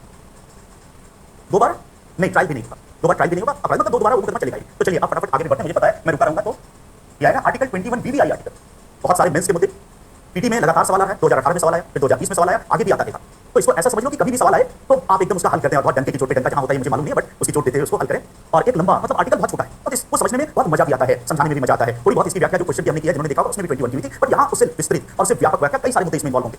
यूथेनेशिया पढ़ते हैं, दया मृत्यु, तो जीवन के अधिकार में मरने का अधिकार शामिल है कि नहीं। अभी होमोसेक्सुअलिटी पे सुप्रीम कोर्ट का एक निर्णय आया, 377 जो आईपीसी की धारा है उसके केस से, तो बहुत सारे मुद्दे इसमें इन्वॉल्व हो जाते हैं। विधि की उचित प्रक्रिया क्या है, स्थापित प्रक्रिया, तो बहुत सारे मुद्दे, निजता का अधिकार, सब इसी में आता है। जरूरी है कि सबसे पहले लेटर ऑफ द कॉन्स्टिट्यूशन जाना जाए कि 21 संविधान में क्या। और आपको आश्चर्य होगा कि 21 बहुत ही छोटा आर्टिकल है, केवल एक लाइन का आर्टिकल, इसमें कोई क्लॉज सब क्लॉज कुछ है ही नहीं, एक पंक्ति का आर्टिकल, लेकिन उसकी व्याख्या पे किताबें लिखी जा सकती हैं। और शायद आज उसकी व्याख्या कंप्लीट नहीं होगी, कल भी हो जाएगा, तो मैं गनीमत मान। आप समझ सकते हो कि कितनी व्यापक व्याख्या का मूड बनाकर मैं आया। तो उसी हिसाब से चलते, बट पहले जाने कि वो एक लाइन कॉन्स्टिट्यूशन में क्या। तो आर्टिकल 21 लिखो, किसी व्यक्ति को जीवन, हमारे संविधान में शब्द प्राण है, बट प्राण शब्द बड़ा डिफिकल्ट लगता है, तो जीवन लिखेंगे, इंग्लिश वर्ड है लाइफ। किसी व्यक्ति को जीवन और व्यक्तिगत स्वतंत्रता से, किसी व्यक्ति को जीवन और व्यक्तिगत स्वतंत्रता से केवल विधि के द्वारा स्थापित प्रक्रिया से ही, किसी व्यक्ति को जीवन और व्यक्तिगत स्वतंत्रता से केवल विधि के द्वारा स्थापित प्रक्रिया, किसी व्यक्ति को जीवन और व्यक्तिगत स्वतंत्रता से केवल विधि के द्वारा स्थापित प्रक्रिया से ही वंचित किया जा सकता है। केवल विधि के द्वारा स्थापित प्रक्रिया से ही वंचित किया जा सकता है, कॉमा, अन्यथा नहीं, कॉमा, और फिर अन्यथा नहीं। किसी व्यक्ति को जीवन और व्यक्तिगत स्वतंत्रता से केवल विधि के द्वारा स्थापित प्रक्रिया से वंचित किया जा सकता है, अन्यथा नहीं। बस इतना ही। सबसे पहली बात कि व्यक्ति शब्द है, तो याद करो 19 में नागरिक शब्द था, तो नागरिक के लिए था, 20 में व्यक्ति है तो सबके लिए है, 21 भी सबके लिए। 21 कहता है कि किसी व्यक्ति को उसके जीवन से या व्यक्तिगत स्वतंत्रता, व्यक्तिगत स्वतंत्रता में सब कुछ आ जाएगी कि उसकी आने जाने की स्वतंत्रता, मतलब कोड, ड्रेस कोड, मतलब जो भी निजता का आयाम दिख पाएगा। तो जीवन से और व्यक्तिगत स्वतंत्रता से केवल विधि के द्वारा स्थापित प्रक्रिया से वंचित किया जाएगा। इसका मतलब जीवन छीना जा सकता है, ऐसा नहीं कि नहीं छीना जाए, बट उसका एक ही तरीका होगा, और वो है विधि के द्वारा स्थापित प्रक्रिया। तो अभी इसको आगे विस्तार से समझने वाले, बट यहां केवल इसका मतलब सोचो, समझो कि किसी व्यक्ति को मनमानी प्रक्रिया से जीवन से वंचित नहीं किया जा सकता। किसी व्यक्ति को जीवन से मनमाने तरीके से वंचित नहीं किया जा सकता। जब भी किसी व्यक्ति को जीवन से वंचित किया जाएगा या व्यक्तिगत स्वतंत्रता से वंचित किया जाएगा तो विधि के द्वारा स्थापित प्रक्रिया होगी, मतलब कानूनी संवैधानिक प्रक्रिया। बाकी उसका टेक्निकल मीनिंग इसी आर्टिकल में हम आगे पढ़ेंगे, जब हम तुलना करेंगे कि विधि के द्वारा स्थापित प्रक्रिया क्या है, विधि की उचित प्रक्रिया क्या है, विधि की निर्मित प्रक्रिया क्या है, भारत का सिद्धांत क्या है, अमेरिका का सिद्धांत क्या है, ब्रिटेन में क्या है, उसी से संसद की संप्रभुता लिंक होती है। बट वो आगे आता है, यहाँ इतना जाने कि 21 कहता है कि मनमाने तरीके से किसी को भी उसके जीवन से वंचित नहीं किया जा सकता। मनमाने तरीके से जीवन छीना नहीं जाएगा, और जब भी जीवन से वंचित किया जाएगा तो कानूनी संवैधानिक प्रक्रिया। बस एक लाइन का आर्टिकल, इतना ही कि विधि के द्वारा स्थापित प्रक्रिया से ही जीवन से वंचित किया जाएगा, अन्यथा नहीं। अब इसके एक एक आयाम को डिस्कस करते हैं कि इससे कितने डिबेट निकले और कैसे बात निजता तक पहुंची, कैसे बात इच्छानुसार जीवन साथी चुनने के अधिकार तक पहुंची, और कैसे इसमें नए नए अधिकार जुड़ते गए, और कैसे भविष्य में भी जुड़ेंगे, और दया मृत्यु सारे मुद्दे समलेंगे, सारे मुद्दे इससे कैसे निकले, जबकि कहीं पर वो चीज लिखी भी नहीं। लिखा हुआ केवल ये है कि जीवन से और व्यक्तिगत स्वतंत्रता से केवल विधि के द्वारा स्थापित प्रक्रिया से वंचित किया जाएगा, अन्यथा नहीं। तो पहले कुछ व्याख्याएं लिखते हैं, आर्टिकल तो ये, इसको एक एक करके इसके आयाम को समझो। तो मैं कुछ चीजें डिक्टेट करवा रहा हूं, उसको लिखो। एक गोपालन केस, एक गोपालन केस, एक गोपालन केस में न्यायालय ने, एक गोपालन केस में न्यायालय ने अनुच्छेद 21 के तहत, एक गोपालन केस में न्यायालय ने अनुच्छेद 21 के तहत जीवन के अधिकार की, एक गोपालन केस में अनुच्छेद 21 के तहत जीवन के अधिकार की न्यायालय ने सीमित व्याख्या की। अनुच्छेद 21 के तहत जीवन के अधिकार की न्यायालय ने सीमित व्याख्या की, सीमित व्याख्या की। और जीवन का अर्थ, और जीवन का अर्थ केवल जीवित रहना बताया, और जीवन का अर्थ केवल जीवित रहना बताया, जीवन का अर्थ केवल जीवित रहना बताया। लेकिन पुलिस स्टॉप, फिर आगे लिखो, लेकिन मेनका गांधी केस, ये वही मेनका गांधी, वरुण गांधी की माता जी, उन्हीं का मामला था। लेकिन मेनका गांधी केस, मेनका गांधी केस में न्यायालय ने, मेनका गांधी केस में न्यायालय ने जीवन के अधिकार की व्यापक व्याख्या की। मेनका गांधी केस में न्यायालय ने जीवन के अधिकार की व्यापक व्याख्या की, जीवन के अधिकार की व्यापक व्याख्या की। देखते हैं वो व्याख्या क्या है, तो आगे लिखिए। न्यायालय के अनुसार जीवन का अर्थ, न्यायालय के अनुसार जीवन का अर्थ केवल जीवित रहना नहीं है। न्यायालय के अनुसार जीवन का अर्थ केवल जीवित रहना नहीं है, जीवन का अर्थ केवल जीवित रहना नहीं है। न्यायालय के अनुसार जीवन का अर्थ केवल जीवित रहना नहीं है, बल्कि बल्कि मानवीय गरिमा के साथ जीवन जीना है, बल्कि मानवीय गरिमा से पूर्ण जीवन जीना है, ऐसा, बल्कि मानवीय गरिमा से पूर्ण जीवन जीना है। जीवन का अर्थ केवल जीवित रहना नहीं, बल्कि मानवीय गरिमा से पूर्ण जीवन जीना है। अतः जीवन के अधिकार में वे सारे अधिकार शामिल हैं, अतः जीवन के अधिकार में वे सारे अधिकार शामिल हैं, जीवन के अधिकार में वे सारे अधिकार शामिल हैं जो मानवीय गरिमा, जीवन के अधिकार में वे सारे अधिकार शामिल हैं जो मानवीय गरिमा से पूर्ण जीवन जीने के लिए जरूरी है। जीवन के अधिकार में वे सारे अधिकार शामिल हैं जो मानवीय गरिमा से पूर्ण जीवन जीने के लिए जरूरी है, जो मानवीय गरिमा से पूर्ण जीवन जीने के लिए जरूरी है। अतः जीवन का अधिकार एक समेकित अधिकार है, इसका इंग्लिश में लिखना है कंपोजिट राइट है। अतः जीवन का अधिकार एक समेकित अधिकार है, एक कंपोजिट राइट है। अतः जीवन का अधिकार एक समेकित अधिकार है, जीवन का अधिकार एक समेकित अधिकार है जिसमें, मैं अलग हट जाता हूं, तो जीवन का अधिकार एक समेकित अधिकार है, कंपोजिट राइट है, जिसमें गरिमापूर्ण जीवन, जिसमें गरिमापूर्ण जीवन, गरिमापूर्ण जीवन से संबंधित अनेक तत्व शामिल हैं, जिसमें गरिमापूर्ण जीवन से संबंधित अनेक तत्व शामिल हैं, गरिमापूर्ण जीवन से संबंधित अनेक तत्व शामिल हैं। पुलिस स्टॉप, फिर आगे लिखो। न्यायालय ने अलग अलग मामलों में, न्यायालय ने अलग अलग मामलों में, अलग अलग मामलों में अनेक अधिकारों, न्यायालय ने अलग अलग मामलों में अनेक अधिकारों को जीवन के अधिकार के अंतर्गत, न्यायालय ने अलग अलग मामलों में अनेक अधिकारों, जीवन के अधिकार के अंतर्गत, जीवन के अधिकार के अंतर्गत मौलिक अधिकार घोषित किया, जीवन के अधिकार के अंतर्गत मौलिक अधिकार घोषित किया, घोषित किया। जैसे अब कुछ एग्जांपल लिखो, ऐसे करीब 35-36 अधिकार है, तो सारा लिखना पॉसिबल है जो इंपॉर्टेंट है। जैसे 1 2 3 4 या डैश देकर पासपोर्ट रखने का अधिकार, जैसे पहला पासपोर्ट रखने का अधिकार, ये मौलिक अधिकार किसके तहत 21, अभी निजता पे आया था किसी में किस आर्टिकल, तो केवल निजता ही नहीं, कितने अधिकार है, जैसे पासपोर्ट रखने का अधिकार। दूसरा लिखो विदेश यात्रा का अधिकार, विदेश यात्रा का अधिकार, ये भी कैसा अधिकार है, मौलिक अधिकार। स्वच्छ पर्यावरण का अधिकार, right to fresh environment, fundamental right, स्वच्छ पर्यावरण का अधिकार, स्वच्छ पर्यावरण का अधिकार। फिर नेक्स्ट लिखो रोजी रोटी का अधिकार, रोजी रोटी का अधिकार, रोजी रोटी का अधिकार। फिर नेक्स्ट लिखो निःशुल्क कानूनी सहायता पाने का अधिकार, निःशुल्क कानूनी सहायता पाने का अधिकार, निःशुल्क कानूनी सहायता पाने का अधिकार, right to free legal aid, निःशुल्क कानूनी सहायता पाने का अधिकार। नेक्स्ट लिखो निद्रा का अधिकार, आश्चर्य होगा बल्कि fundamental right, right to sleep, सोने का अधिकार। निद्रा का अधिकार, कभी एग्जाम में आया कि कैसा अधिकार है, तो फंडामेंटल राइट लिख कीजिए, निद्रा का अधिकार, बट इसका प्रयोग थोड़ा सा कम कीजिए यूपीएससी के छात्र। निद्रा का अधिकार, राइट टू स्लीप। इसमें आगे लिखो निजता का अधिकार, निजता का अधिकार, राइट टू प्राइवेसी, निजता का अधिकार। फिर इसमें आगे लिखो इच्छानुसार जीवन साथी चुनने का अधिकार, इच्छानुसार जीवन साथी चुनने का अधिकार, ये भी फंडामेंटल राइट, इच्छानुसार जीवन साथी चुनने का अधिकार, इच्छानुसार जीवन साथी चुनने का अधिकार। अब हम लोग पहले यहां तक समझते हैं 21 में क्या अभी तक हमने पढ़ा। इसका मतलब 21 या अनुच्छेद 21 आर्टिकल 21 राइट टू लाइफ से संबंधित है, तो एक प्रश्न डायरेक्ट आ सकता है कि राइट टू लाइफ का आर्टिकल कौन है? 21। और 21 कहता है कि किसी व्यक्ति को, इस देश में किसी व्यक्ति को मनमाने तरीके से जीवन से वंचित नहीं किया जा सकता। जब भी जीवन से वंचित किया जाएगा तो विधि के द्वारा स्थापित प्रक्रिया, मतलब कानूनी संवैधानिक प्रक्रिया से ही जीवन छीना जाएगा, मनमाने तरीके से जीवन से वंचित नहीं किया जाएगा। भारत में आर्टिकल 21 में जो शब्द जीवन है, इसका क्या अर्थ लिया जाए? तो किस जीवन की बात हो रही है? 21 का लाइफ। आर्टिकल 21 में जो लाइफ वर्ड है, इस लाइफ शब्द का क्या अर्थ लिया जाए, इसको लेकर दो प्रकार के व्यू आए और हम देखेंगे अलग अलग केस में सुप्रीम कोर्ट ने अलग अलग व्यू को अपनाया। तो समझिए, पहला व्यू ये आया कि जीवन के अधिकार का सीमित अर्थ लिया जाए। कुछ वकीलों ने, कुछ विद्वानों ने कहा कि इसको लिमिटेड जीवन का अर्थ लेना चाहिए। तो जीवन क्या है? सीमित अर्थ लीजिए। और सीमित का मतलब कि इसका जीव वैज्ञानिक अर्थ लिया जाए, इसका बायोलॉजिकल मीनिंग लिया जाए। जीवन का सीमित अर्थ लिया जाए, सीमित का मतलब जीव वैज्ञानिक अर्थ लिया जाए, और जीव वैज्ञानिक का मतलब कि जीवन का मतलब है जीवित रहना। Right to life means right to live. लेकिन दूसरे समूह ने, कुछ लोगों ने कहा कि नहीं, 21 में जो जीवन शब्द है, हमें उसका व्यापक अर्थ लेना चाहिए, एक्सटेंसिव मीनिंग लेना चाहिए। व्यापक का मतलब हमें उसका दार्शनिक अर्थ लेना चाहिए, फिलोसॉफिकल मीनिंग लेना चाहिए। और दार्शनिक का मतलब है कि गरिमापूर्ण जीवन जीना, गरिमापूर्ण जीवन जीना, केवल जीवित रहना नहीं, गरिमापूर्ण जीवन जीना। तो अब देखिए कि जीवन का मतलब क्या है। ये 21 में नहीं लिखा है, 21 केवल लिखा है कि जीवन से मनमाने तरीके से वंचित नहीं होगा, बट वो जीवन का मतलब क्या है, इसको लेकर भारत में वकीलों के बीच, न्यायविदों के बीच वाद विवाद शुरू। एक ग्रुप ऐसा आया जिसने कहा कि जीवन का सीमित अर्थ लेना चाहिए। सीमित का मतलब बायोलॉजिकल, जीव विज्ञान में जो जीवन का अर्थ है, इसका मतलब जीव विज्ञान में लाइफ और डेथ का एक अलग मतलब। जब आप एक डॉक्टर के पास जाएंगे कि डॉक्टर साहब जरा चेक करके बताना कि ये आदमी जिंदा है कि नहीं, जीवन है कि नहीं, इसका लाइफ है कि नहीं, तो डॉक्टर साहब अपना सारा यूज करेंगे, स्टेथोस्कोप लगाएंगे और कहेंगे कि देखो इसका हार्ट बीट बंद हो गया है, XYZ, तो ये व्यक्ति जीवन नहीं है, डेड है, जीवन नहीं है, लाइफ नहीं है। और कोई व्यक्ति ऐसा जो चल रहा है, बात कर रहा है, ऐसे व्यक्ति को डॉक्टर साहब कहेंगे कि नहीं, इसके पास तो जीवन है, आप देखिए सजीव है, तो वहां सजीव और निर्जीव का ये जीवन का सीमित अर्थ है। और यहाँ पर पशु का जीवन और मनुष्य का जीवन एक ही प्रकार ट्रीट किया जाएगा। तो डॉक्टर साहब जो पशु पे पैमाना यूज करेंगे, वही पैमाना डॉक्टर साहब मनुष्य पे यूज करेंगे। अगर पशु चल रहा है तो कहेगा कि ये जीवित है, मनुष्य चल रहा है, बात कर रहा है, तो जीवित है, और अगर वो जीवन के लक्षण नहीं है तो डेड है। ये मीनिंग लिया गया कि जीवन का अर्थ सीमित है, जीवन का अर्थ जीव वैज्ञानिक है, और जीवन का अर्थ है केवल जीवित रहे। लेकिन कुछ वकीलों ने इसकी व्यापक व्याख्या, व्यापक का मतलब मैंने कहा जीवन का दार्शनिक अर्थ लेना चाहिए, फिलोसॉफिकल मीनिंग लेना चाहिए। दार्शनिक का मतलब कि जीवन को हमें केवल जीवित रहने के संदर्भ में नहीं समझना चाहिए, हमें जीवन को मानवीय गरिमा से पूर्ण जीवन के रूप में समझना चाहिए।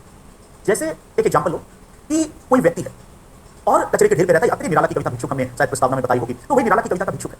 मुट्ठी भरताने को, भूख मिटाने को, वो फटी पुरानी चोली को फैलाता, वह आता, दो टूक कलेजे के करता, पछताता पथ पे जाता। और फिर वही सब कि बीच सड़क पर खड़े हुए हैं, जैसे कि और झपट लेने को उनके से कुत्ते भी है, मतलब चाट रहे हैं जो कि पत्तल, कभी सड़क पर खड़े हुए, और झपट लेने को उनसे कुत्ते भी हैं अरे हुए। ऐसा ही आदमी कि भोजन के लिए, जूठे पत्तल के लिए कुत्ते से प्रतियोगिता करता है। समाज में ऐसे भी लोग हैं, हम और आप बहुत लकी हैं, सौभाग्यशाली, हमेशा याद रखो जिसको भोजन उपलब्ध है, जिसको स्वास्थ्य उपलब्ध है। मैं सबसे ज्यादा ये कहता हूं जिसको स्वास्थ्य उपलब्ध है उसको ईश्वर को धन्यवाद देना चाहिए। कभी ये नहीं सोचना चाहिए हमारे पास पैसा नहीं, उसके पास फला है, वो ऐसे रहता है। अरे भाई आपके पास जो है वो बड़े बड़े के पास सारा पैसा है, अरबों रुपये हैं, करोड़ रुपये हैं, बट एक मिठाई खाने से पहले 10 बार सोचे, शुगर हो गया, हम और एक मिठाई की थाल पे थाला जाए तो खा लें।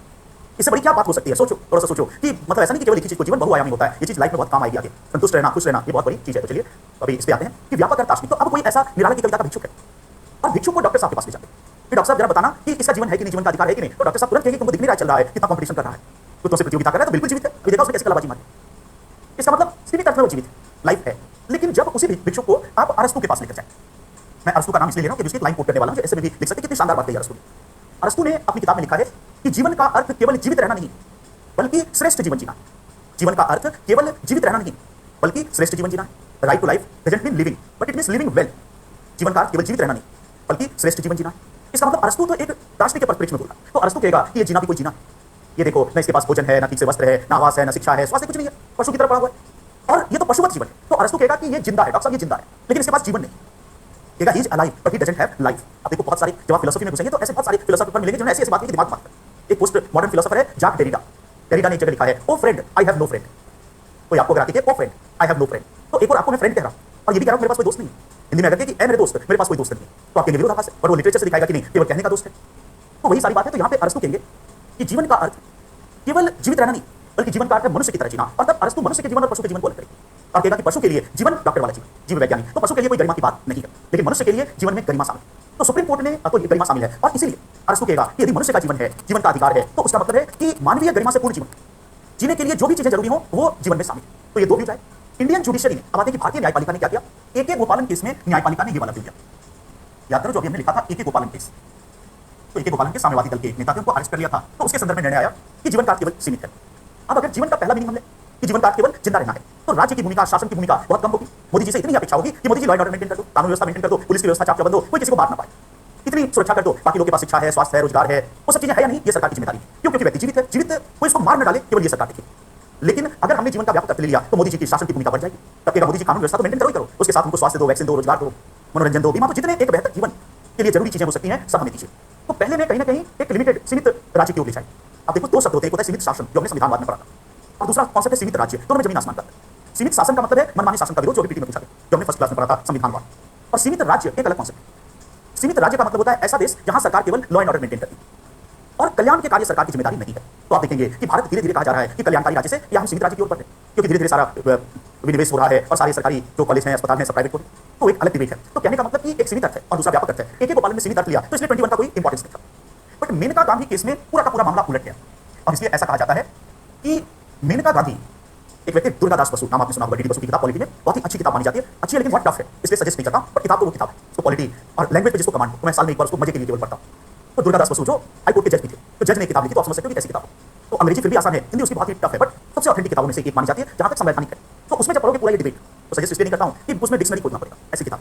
बट उसमें 21 का जब डिबेट पढ़ेंगे तो डीडी बसु साहब ने कितनी शानदार लाइन लिखी, पूरा एक गोपालन केस को एक्सप्लेन करके और मेनका गांधी केस को एक्सप्लेन करके, और एक लाइन लिखा कि एक गोपालन केस से लेकर मेनका गांधी केस तक सर्वोच्च न्यायालय की यात्रा उत्तरी ध्रुव से दक्षिणी ध्रुव की यात्रा, नॉर्थ पोल से साउथ पोल आ गया। बात सही है। कहां पे जीवन का जीव वैज्ञानिक, ये सब पहले बताया, और कहां पे जीवन का मानवीय, तो नॉर्थ पोल से साउथ पोल आ गया, एकदम अपोजिट।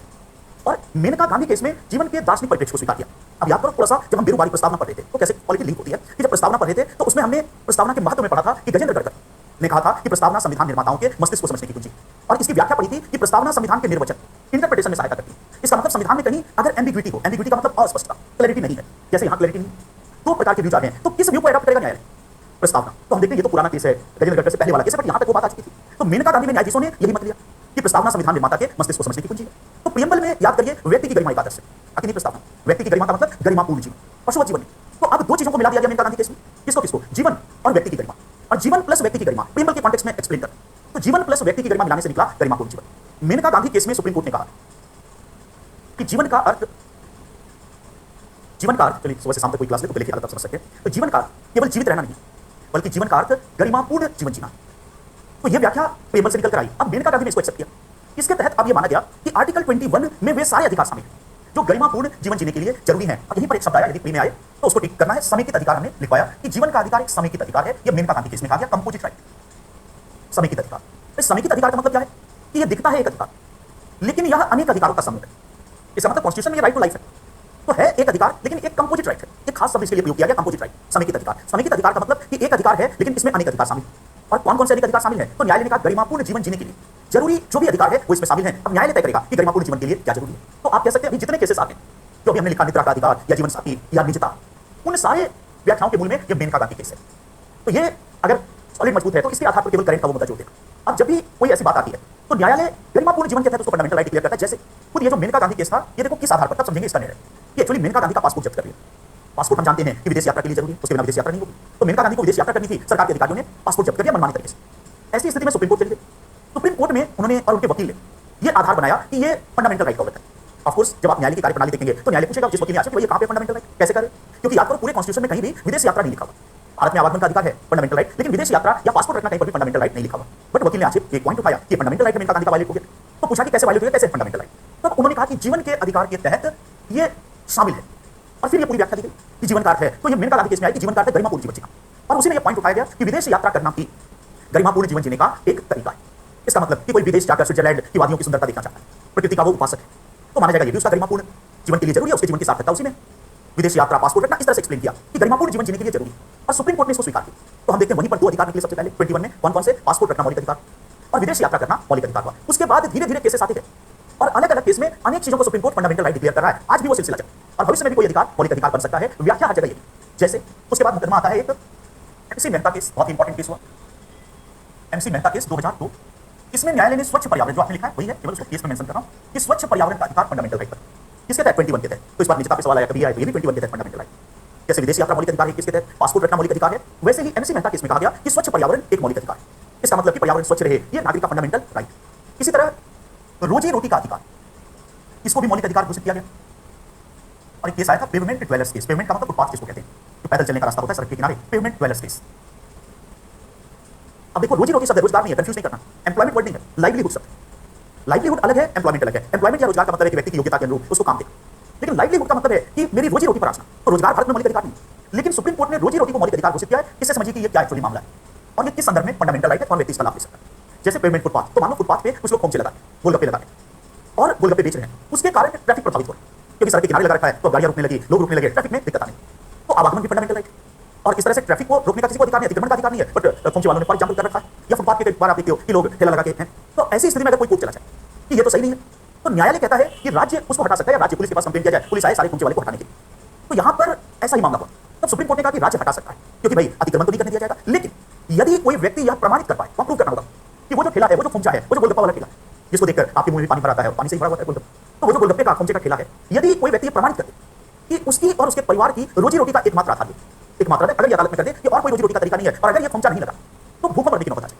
रोजी रोटी है, बट लाइवलीहुड, वस्त्र, आवास, शिक्षा नहीं, रोजी रोटी, कि अगर ये प्रमाणित कर दे कि इसी से जो इनकम होती है उसी इनकम से परिवार चलता है, खुद दिखाता है, तो कोर्ट ने कहा कि रोजी रोटी का अधिकार मौलिक अधिकार है, नागरिक को मरने के लिए नहीं छोड़ा जा सकता। इसका मतलब कि अगर राज्य हटाता है किसी को, खोमचे वाले को, तो राज्य हटा सकता है, क्योंकि अतिक्रमण तो दूर करना है। लेकिन तब यदि ये प्रमाणित हो जाए राज्य के सामने, वो अपना पक्ष रख दे राज्य के सामने, जिलाधिकारी के सामने, सबके सामने कि भाई यही आजीविका का आधार है, तो राज्य उसको वैकल्पिक जगह देगा ताकि उसकी रोजी रोटी चलती रहे। तो अगर यहां से हटाना अनिवार्य है तो कहीं और उसको जगह देगा। अगर तत्काल जगह देना संभव नहीं, और अतिक्रमण हटाना एकदम अर्जेंट है, काम रोज जाम लग रहा है, तो अतिक्रमण हटाएगा। तो ऐसी स्थिति में कोर्ट ने कहा कि जब तक उसको वैकल्पिक रोजी रोटी ना मिले, तब तक राज्य उसका भरण पोषण करेगा। भूखे मरने के लिए नागरिक को नहीं छोड़ा जा सकता। तो ध्यान रखना, रोजगार नहीं है, ये कैसा राइट है, रोजी रोटी का अधिकार है, मनुष्य के रूप में पैदा हुआ, तो आप उसको भूखे मरने के लिए बाध्य नहीं कर सकते। इसी तरह मामला बढ़ता गया और फिर आता है निद्रा का अधिकार। और निद्रा का अधिकार मुझे पूरी उम्मीद है कि ये भी यूपीएससी के पीटी में पूछेगा, बल्कि निजता से ज्यादा कुछ मामलों में ये रोचक मामला है, तो कभी पूछ सकता है कि निद्रा का अधिकार ये कैसे फंडामेंटल राइट बना। तो इसका केस है बाबा रामदेव केस, बाबा रामदेव। और मैंने बताया भी होगा कि सीसेट के तहत इनका मामला बहुत गंभीर है, बताया है ना आपकी क्लास में। हाँ, तो सीसेट के तहत मामला गंभीर है, क्योंकि राम रहीम, और एक को तो सजा भी हो गई किसी को भी, तो राम रहीम, आशाराम और रामपाल, तो उस क्रम में चौथा तो रामदेव ही आता है। तो देखते कब होता है, बट बाबा रामदेव केस 2011। तो अगर केस पूछे तो ये है, और इसमें भी आर्टिकल 21 के तहत राइट टू स्लीप, सोने का अधिकार, निद्रा का अधिकार, निद्रा का अधिकार एक मौलिक अधिकार घोषित किया। देखो क्या था मामला एक्चुअली, और इसका तो थोड़ा बहुत आपको याद भी होगा अगर आप दिल्ली में रहे हुए हैं पिछले 8-10 सालों में, तो आपको याद होगा कि जब वो मनमोहन सिंह का दौर था, ये 2011 की बात, तो उस टाइम पे एकाएक बाबा रामदेव को कोई स्वप्न आया होगा या जो भी हुआ होगा कि अब काला धन के लिए लड़ना है, क्योंकि मैं हमेशा कहता हूं वंस अपॉन ए टाइम था। उसके बाद बाबा पता नहीं कहां चले गए, काला धन अभी भी नहीं आया, बट उस टाइम पे बाबा काला धन के लिए बड़े चिंतित थे। तो बाबा रामदेव ने दिल्ली में एक योग शिविर का आयोजन किया। योग तो सिखाती है। अब देखो कहीं भी ऐसा कोई शिविर अगर लगाना होता है जहां बाहर के व्यक्ति आएंगे, तो पुलिस से परमिशन लेनी होगी, क्योंकि लॉ एंड ऑर्डर तमाम तरह की चीजें, कितने लोग आएंगे, कैसे आएंगे, कहीं वो लोग बेकाबू हो जाए। भाई दिल्ली के शहर, दिल्ली में लोग भी तो रहते हैं, तो उनकी भी तो सुरक्षा की बात है। तो आप बाहरी लोगों को बुला रहे हैं, तो परमिशन लिया 5000 को। तो पुलिस ने दे दिया कि दिल्ली जैसे शहर में 5000 बाहरी लोग आ भी गए योग शिविर के लिए, तो उसे कोई बड़ा लॉस नहीं, परमिशन दे दिया। योग शिविर के लिए मांगा, तो योग में क्या आ सकता, बट योग शिविर का आयोजन किया रामलीला मैदान, वहां पे काला धन की बात करने लगे बाबा, और धीरे धीरे उनके सपोर्टर आने लगे। स्थिति बिगड़ते बिगड़ते लाख से ऊपर लोग। अब यहां पर देखो कि थोड़ा सा पुलिस के पर्सपेक्टिव से सोचो कि दिल्ली जैसे शहर में, और एकदम शहर के केंद्र में रामलीला मैदान आपने देखा होगा दिल्ली गेट के पास, तो शहर के केंद्र में 1 लाख बाहरी लोग आए हुए, 1 लाख बाहरी लोग शहर के भीतर, और प्रतिदिन उनको संबोधन दिया जा रहा है, जहां सुधर जाओ या उतर जाओ, मतलब इस तरह की बड़ी बड़ी बातें। तो ठीक है कि लोग बेकाबू नहीं होंगे, बट पुलिस को पहले से प्रिकॉशन लेकर चलना पड़ेगा कि अगर कहीं मामला बिगड़ गया, ये लोग बेकाबू हो गए, तो रिहायशी इलाके को लूट सकते हैं। अब बाद में क्या होगा नहीं होगा, पर तात्कालिक तौर पर तो गाड़ियों में आग लगा सकते हैं। तो पुलिस को ये सब देखना। ऐसी स्थिति में पाया गया कि स्थिति धीरे धीरे बिगड़ने लगी, और बाबा ने 5000 का परमिशन लिया था, 1 लाख बुला बैठे, कानून भंग तो भी हो चुका था। तो ऐसी स्थिति में एक दिन में बाबा ने योग सिखाया अपने अनुयायियों, और उसके बाद काला धन की भी बात की, और लोग रात में वहीं पे सोते थे, रामलीला मैदान नहीं सो जाते थे। जो बाहर से लोग आए हुए थे, रोज कहा जाएगा वो देश के विभिन्न हिस्सों में लौट के, तो रात में लोग सोए हुए थे शांतिपूर्वक बाबा के योग करने के बाद। फिर दिल्ली पुलिस आई 2 बजे रात, उसने दंड योग का प्रयोग कर दिया। तो बाबा अपना योग सिखा रहे थे, कपाल भाती, बट कपाल भाती और लाठीचार्ज, तो कपाल भाती लाठीचार्ज का मुकाबला नहीं कर सकता, कपाल पे पड़ गया लाठी। भाई आपने कपाल भाती सिखाया और पता नहीं अनुलोम विलोम क्या क्या सिखाया, और इधर कपाल पे लाठी पड़ गया। कहने का मतलब रात के 2 बजे हम सभी जानते हैं, क्योंकि उन सब घटनाओं का मैं गवाह भी रहा हूं। सुबह उठा तो टीवी पे देखा क्या चल रहा है, तो रात में 2 बजे ये काम किया। आप कहेंगे पुलिस ने 2 बजे क्यों किया, तो बस सोच समझ कर ऐसी घटनाएं रात में करनी पड़ी, क्योंकि अगर दिन दहाड़े करते तो सब लोग जगे हुए हैं, कितने लोग मारे जाए, और रात में क्या है कि कोई ट्रैफिक नहीं है, कोई नहीं है, तो खदेड़ के भगा दो। तो ऑफ कोर्स उसने एक एडमिनिस्ट्रेटिव डिसीजन सही लिया कि एकदम मध्य रात्रि में करो, जहां सब लोग सोए हुए हैं, कोई धरना प्रदर्शन वो सब बाद में होगा, 3-4 घंटे का समय मिल जाएगा, 6-7 बजे लोग जगेंगे, तब तक तो पूरी दिल्ली खाली हो चुकी होगी। 1 लाख लोगों को भगाना था, ये भी देखो खदेड़ के। तो रात में 2 बजे लाठीचार्ज हुआ। लाठीचार्ज के बाद की घटनाएं आप जानते हैं, ये सब लोग तितर-बितर हो गए।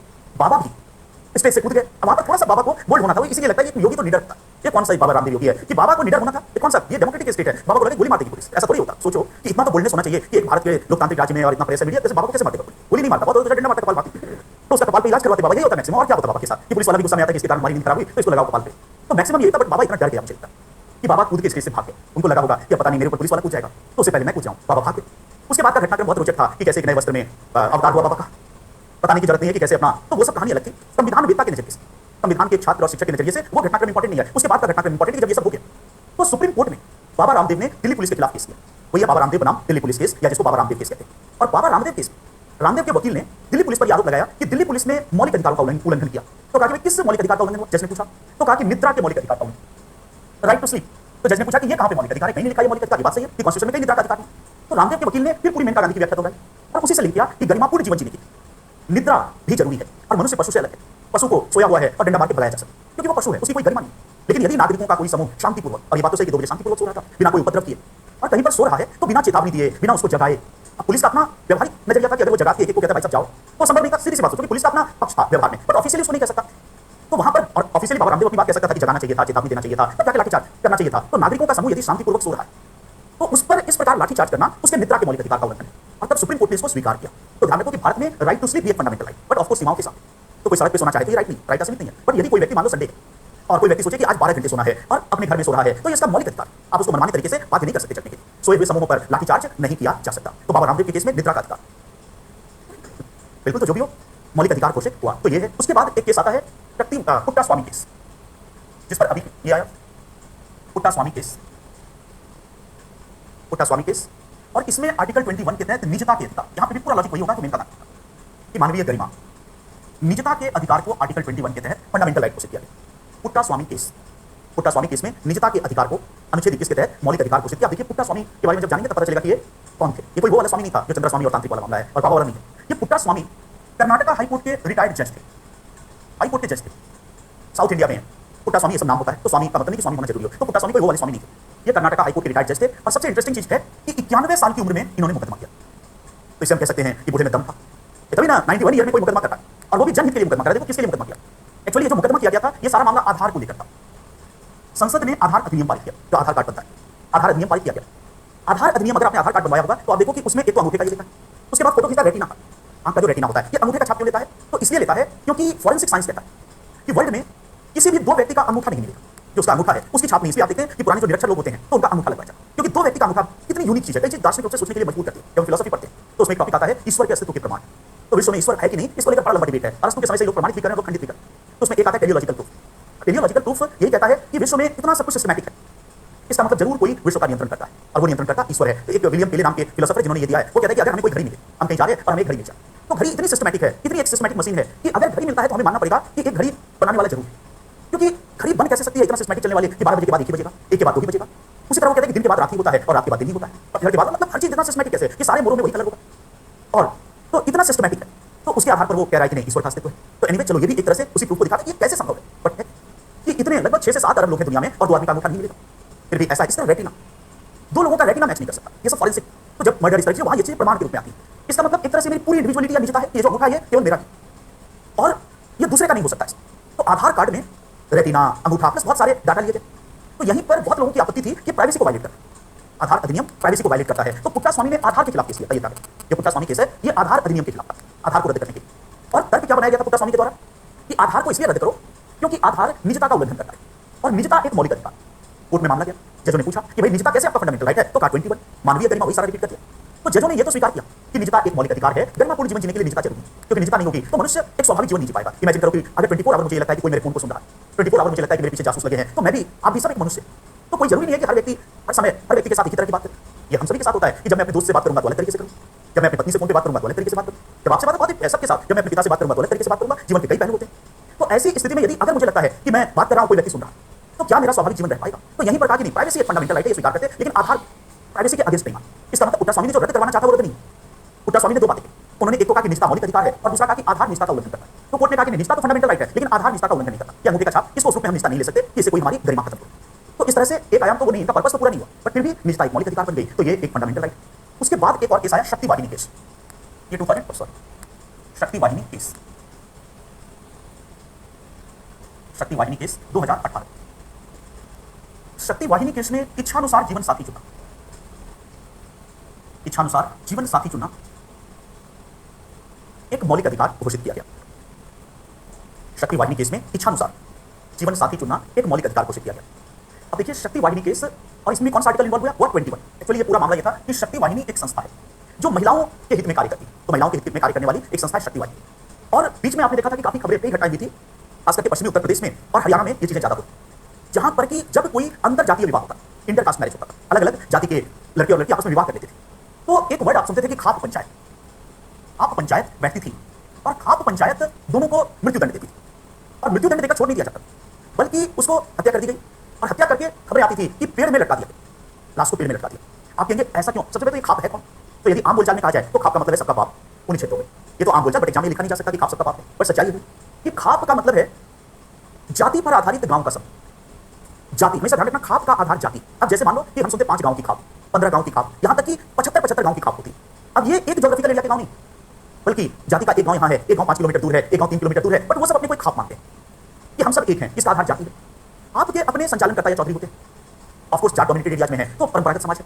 आपके अपने ये हैं। और इन क्षेत्रों में ये भी कहा जाता है कि हमारा पंचायती राज, जब पंचायती राज व्यवस्था पढ़ेंगे तो पंचायती राज के फेलियर का एक बड़ा कारण खाप है कि इनका एक अलग सिस्टम है। तो आप इलेक्शन करें, कुछ करें कि फला व्यक्ति चुनाव से बना ग्राम प्रमुख, बट इनका अपना सिस्टम चले। और ये जो लोग हैं गांव के, ये खाप के निर्णय को बड़ा महत्व देते हैं। कोई भी सामाजिक मामला हो तो ये चाहेंगे कि अदालत में ना जाए, खाप निपटाए। खाप का आधार जाति, ये ध्यान रखना, खाप किस पर बेस है? कास्ट। तो खाप पंचायतों ने काफी ऐसा कार्य किया कि अंतर जातीय विवाह की स्थिति में उसको न केवल मार दिया बल्कि उसको पेड़ पे लटका दिया। आपने पेड़ पे क्यों लटकाया? तो जब हम पढ़ते हैं दंड के सिद्धांत, थियरी ऑफ पनिशमेंट, तो उसमें एक सिद्धांत आता है डेटरेंट थियरी या दंड का निवारक सिद्धांत। डेटरेंट थियरी ये कहता है कि दंड इसलिए दिया जाता है कुछ लोगों के द्वारा ताकि अन्य लोग अपराध ना करें। इसका मतलब देखो, दंड देने के कई तरीके, कई उद्देश्य। जैसे जनरली दंड इसलिए दिया जाता है कि दोषी को सजा मिले, इसका मतलब कि उसने गलत काम किया तो उसको दंड मिले। तो ऐसी स्थिति में सजा थोड़ी नरम होती, या ऐसी स्थिति में सजा अकॉर्डिंग टू क्राइम हो कि चोरी किया तो चोरी के अकॉर्डिंग दंड दे दो, जुर्माना ले लो या जेल में भेज दो 2 साल, क्योंकि आप उसको उसकी गलती की सजा दे रहे हैं। बट यदि आपने दंड का उद्देश्य बदल दिया और आपने ये उद्देश्य बनाया कि दूसरे लोग चोरी ना करें, हम इसलिए दंड देते हैं, तो आप उसको फांसी दो ताकि लोग डर जाएं, कोई चोरी ना करे। तो यहाँ वही निवारक चीजें आ रही है कि खाप नहीं चाहता तो खाप इसलिए उसको पनिश नहीं कर रहा है कि उसने ऐसा काम किया, आप इसलिए पनिश कर रहा है कि खाप चाहता है कि भविष्य में ऐसा कोई ना करे। तो यदि मार के छोड़ देगा तो कोई बात नहीं, बट अगर लटका देगा तो सब कोई उसको देखेगा। और एक बार सोचो कि कोई देख लेगा तो किसी के दिल में अगर प्रेम तब वो जगने वाला है तो वो देखते ही बुझ जाए, ये सच्चाई। एक बार अगर देख लेगा तो तुरंत कहेगा बहुत खतरनाक बात है, यहीं पर डायरेक्ट कर दो। अब लोग दिल्ली में रहते हैं, हम लोग बहुत ही आजाद, तमाम ये की बात हवा में सांस लेते हैं, तो कुछ मामलों में बहुत अच्छा भी है कि इस तरह का कोई दबाव नहीं है। बट इमेजिन करिए कैसे खाप में कहीं हमारा फंस जाते, मैं फंस जाता तो मैं रोज पिटता, मैं यही मानता हूँ। अगर मैं खाप के पास होता मैं रोज पिटता, और ऐसा भी होता कि लास्ट में कहता रोज पिटने से जाए फाइनली खत्म करो और लटका भी दो ताकि भविष्य में कोई ऐसी बातें ना कर पाए, आजादी की बातें ना कर पाए। तो बहुत खुशी की बात है, वो ऐसी जगह रहते हैं जहाँ मोदी जी, केजरीवाल, किसको नहीं हम लोग ये लपेटते थे, जिसकी मर्जी हो उसके। तो कहने का मतलब खाप उसको पेड़ में लटका देता, और जब पेड़ में लटका देता था तो डेटरेंट वाली बात हो जाती थी। अब ये पूरी तरह इलीगल है भाई, किसी को सजा देने का अधिकार 21 के तहत या जीवन से वंचित करने का अधिकार किसी को नहीं है। आप कैसे वंचित कर सकता है? किसी को प्रॉब्लम है तो कोर्ट में जाए, अदालत में कि क्या प्रेम विवाह करना इतना बड़ा अपराध है? 2 पालिक लोग अगर प्रेम विवाह कर रहे हैं, अंतर जातीय है, तो पहली बात तो ये अपराध है कि नहीं, इसको तय कर। कानून तो इसको अपराध मानता ही नहीं है। फिर भी अगर आपकी नजरों में अपराध है तो क्या ये इतना बड़ा अपराध है कि मृत्यु दंड दिया जाए और उसके बाद भी उसको डेड बॉडी को भी टांग दिया जाए? क्या इतना बड़ा राइट है? अपराध है, पर फिर भी बोला था। तो ऐसी स्थिति में एक संस्था शक्ति वाहिनी इसको सुप्रीम कोर्ट में लेकर आई, क्योंकि बात यह है कि फंडामेंटल राइट होने से देखो पुलिस पे, प्रशासन पे दबाव बढ़ जाता है। तो उसके बाद से हम देखे हैं कि खापवादी थोड़ा सा डर गए, क्योंकि अब सीधे बड़े भाई का मामला बन गया। जब तक फंडामेंटल राइट नहीं है तब तक सुप्रीम कोर्ट डायरेक्ट नहीं जा सकते, और सुप्रीम कोर्ट से खाप हो जाए तो सुप्रीम कोर्ट खाप का भी बाप है। ये बात भी सही है कि उसका आदेश तो शक्ति वाहिनी इसीलिए इसको सुप्रीम कोर्ट ले गया कि एक बार सुप्रीम कोर्ट का आदेश आ जाए तो शायद मामलों पर रोक लगेगी और लगेगी। तो शक्ति वाहिनी ने कहा कि इच्छानुसार जीवन साथी चुनना एक मौलिक अधिकार, फंडामेंटल राइट। फिर पूछा कि भाई ये कहां लिखा है कॉन्स्टिट्यूशन में? तो कहीं नहीं लिखा है, बट 21 में गरिमापूर्ण जीवन, सबके बोल में गरिमापूर्ण जीवन, कि गरिमापूर्ण जीवन जीने के लिए जरूरी कि व्यक्ति अपनी इच्छानुसार अपना जीवन साथी चुने और उसको धर्म, जाति, XYZ किसी भी आधार पर कोई रोके नहीं। और सुप्रीम कोर्ट ने इसको मानवीय गरिमा के लिए स्वीकार किया कि गरिमापूर्ण जीवन के लिए जरूरी है, और शक्ति वाहिनी केस में इच्छानुसार जीवन साथी चुनना एक फंडामेंटल राइट हो। तो हम देखते हैं कि इसका स्कोप हमेशा बढ़ता है। और आर्टिकल 21 एक इवॉल्विंग आर्टिकल, इसकी व्याख्या ऐसी होगी कि निरंतर आप कल को नई चीज आप इस पर सुनेंगे। तो थोड़ा सा विजिलेंट अखबारों में 21 की व्याख्या को लेकर कि कल को कोई नई चीज भी फंडामेंटल राइट आप सुने, केसेस आते जाएंगे, डिमांड होती जाएगी, और कोर्ट इसको पहले कंपोजिट बोल चुका है। तो चूंकि कंपोजिट राइट है इसलिए ये एक मौलिक अधिकार। तो एक तो ये आयाम हमने देखा 21 का कि कैसे 21 गरिमापूर्ण जीवन से जुड़ा है। 21 के अनेक आयाम है। अच्छा, एक चीज यहाँ पर आई है थोड़ा सा विषय से अलग हटके, मतलब कभी वो चीज काम आएगी कि जब हम पढ़ते भारतीय समाज में जाति, तो ये पूरा आपका जो मुद्दा है, और ये जो अंतर जातीय विवाह का मुद्दा है, इसके मूल में क्या है? जाति, कास्ट। तो अब अगर कभी किसी जातिवादी व्यक्ति से आपका, अगर कट्टर जातिवादी से खाप के आदमी से मिलोगे, चौधरी से, और खाप के करता से, तो आप देखेंगे खाप की जब पंचायत बैठती है तो उसमें सबसे बड़ा अपराध है बेमेल, अंतर जातीय विवाह। वो हत्या को क्षमा कर देता है, हत्या करने वाले को नहीं टालता। मान लो कि 2 लोगों ने हत्या कर दी, खाप उसको निपटा रहा है, ऐसा भी होता है, तो खाप कंपेंसेशन वगैरह देके और कर देगा, बलात्कार कर देगा, नरसंहार कर देगा, आप उसको भी उतना संज्ञेय अपराध नहीं मानते, उतना उसको नहीं लेता। बट अंतर जातीय विवाह आप सबसे बड़ा अपराध मानता है, केवल उसी अपराध में मारकर पेड़ में लटकाया जाता था। सारी खबरें आप सुनते हैं। आखिर इसमें क्या प्रॉब्लम है खाप को? और खाप ही नहीं, कोई भी जातिवादी व्यक्ति, मैं कह रहा हूं कोई भी कट्टर जातिवादी व्यक्ति जो जाति में, क्या ये हरियाणा और वेस्टर्न यूपी में खाप क्या, तो हाँ, मैं बड़े गंभीर विषय पे डिस्कस कर रहा था, मतलब थियरी की ओर आपको ले जा रहा था, कभी आपके काम आता, बट चलो बीच में एक फैक्ट आ गया। कहां अंतर जातीय, हाँ, मतलब कभी कोई पूछे, मान लो डिबेट हो कि खाप के लिए या किसी भी जातिवादी व्यक्ति के लिए ये सबसे बड़ा अपराध क्यों है? भाई मर्डर बड़ा अपराध होना चाहिए, रेप बड़ा अपराध होना चाहिए, अंतर जातीय विवाह क्या है जिसको कोई जातिवादी व्यक्ति नहीं कर सकता? तो इसके पीछे बहुत बड़ी थियरी, बहुत लोगों ने इसको एनालाइज किया, क्योंकि ये समस्या भारत में हमेशा इंटरकास्ट मैरिज हुआ तो हम इसको मारा, जाति वाले लोग ये काम जरूर करें। तो माना जाता है कि ये चीज अगर नहीं होगी तो ये जाति के अस्तित्व का आधार। हमेशा ध्यान रखना कि विवाह 2 प्रकार से हो सकते हैं, समजातीय और दूसरा अंतरजातीय। अंतरजातीय इसका मतलब आप वाले इसको एकदम सपोर्ट करें, चाहे बेमेल विवाह हो जाए, चाहे ऐसा भी विवाह हो जाए, बट ये वाला होना चाहिए। और इसमें खाप की पूरी ये रहेगी, तो 80 साल के व्यक्ति का विवाह भले ही 15 साल की नाबालिग लड़की से हो जाए, खाप के लिए हो सही, क्योंकि ये समझाती है, स्वजाती है। और ये वाला अगर कोई अपनी चॉइस से करना चाहता है, बिल्कुल एक मेल के साथ करना चाहता है, तो ये चीज मृत्युदंड का कारण बनेगी। और किसी भी जातिवादी के केंद्र में उसका कारण ये है कि ये कास्ट के सर्वाइवल का आधार। हमेशा ध्यान रखना कि ये जो समझातीय विवाह है ये जाति के अस्तित्व का आधार। और एक थियरी है कास्ट को लेकर जो कहती है कि caste repeats itself through endogamous marriage. Caste repeats itself through endogamous marriage, इसका मतलब समझातीय विवाह के द्वारा जाति अपने को रिपीट करती है। और यही कारण है कि हजारों वर्षों से जाति का अस्तित्व चल रहा है। जाति विहीन समाज अंबेडकर आदि पढ़िए तो वहां जाति विहीन समाज में इसलिए अंतर जातीय विवाह के बहुत बड़े, पर अंतर जातीय विवाह को जातिवादी नहीं मानते, क्योंकि जब समझातीय विवाह होगा तो वो कास्ट के अस्तित्व का इसलिए आधार है कि कास्ट को रिपीट करता है। जैसे एग्जांपल कि सब लोग अपनी जाति में विवाह कर रहे हैं, यही वो चाहता है। तो जब लोग सब लोग 2 लोग एक जाति के, तो उसकी जो संतान हुई वो निर्णायक रूप से उस जाति की। यदि 2 लोग एक ही जाति के, तो उस विवाह से जो संतान पैदा हुई वो निर्णायक रूप से उस जाति की है। और सभी लोग यदि ऐसा ही कर रहे हैं, 80% 90% ऐसा ही कर रहे हैं, तो एक पीढ़ी जाति की खत्म हुई तो दूसरी पीढ़ी जाति की है। तो दादाजी वाली पीढ़ी खत्म हुई, वो जाति पर आधारित थी, तो पिताजी वाली पीढ़ी है, हमारी पीढ़ी आई, हमारे पास संतानों की पीढ़ी। कास्ट सदियों से चल, कास्ट को लोगों ने बहुत एनालाइज किया कि कैसे कास्ट को तोड़ेंगे। तो कई लोग कह रहे हैं जैसे अम्बेडकर की किताब पढ़ोगे कि अंतर जातीय विवाह इसके लिए बहुत कारगर हो सकता है कास्ट को तोड़ने के लिए। क्यों? क्योंकि जब समजातीय विवाह होगा तो कास्ट रिपीट करेगा। बट इमेजिन करिए दूसरा सिचुएशन कि समाज में 80% लोग अंतर जातीय विवाह कर रहे हैं। अब दो अलग अलग जाति के व्यक्तियों ने विवाह किया, तो सवाल होता है कि उसकी संतान में वो जातीय श्रेष्ठता का बोध नहीं और निर्णायक तरीके से मानना भी कठिन होगा कि ये कौन सी जाति। तो इमेजिन करिए कि जातीय श्रेष्ठता का भाव कहां होगा? जहां माता पिता एक ही जाति के, तो निर्णायक तौर पर कहेगा मैं फलां जाति का, या माता अलग जाति की पिता अलग जाति के, तो जाति बहुत कमजोर होगी और कास्ट रिपीट नहीं होगा। एक पीढ़ी से कास्ट की दूसरी पीढ़ी नहीं आएगी। तो खाप के पूरे केंद्र में यही बात, इसलिए वो मार कर टांग देगा कि बाकी कुछ भी काम कर लेना, रेप कर लेना, मर्डर कर लेना, नरसंहार कर लेना हम माफ कर देंगे, लेकिन अगर तुमने इंटरकास्ट मैरिज किया तो माफ नहीं करेंगे। क्यों? क्योंकि हमारा अस्तित्व खतरे में पड़ जाएगा, कास्ट खत्म हो जाएगी तो खाप भी खत्म हो जाएगी। तो ये उसके पीछे। तो एनीवे अभी 21 में बहुत कुछ आना बाकी है, अभी तो 21 शुरू ही हुआ है, लेकिन आज आपकी मानवीय गरिमा का ध्यान रखते हुए यहीं पे खत्म करते हैं। कल मिलते हैं।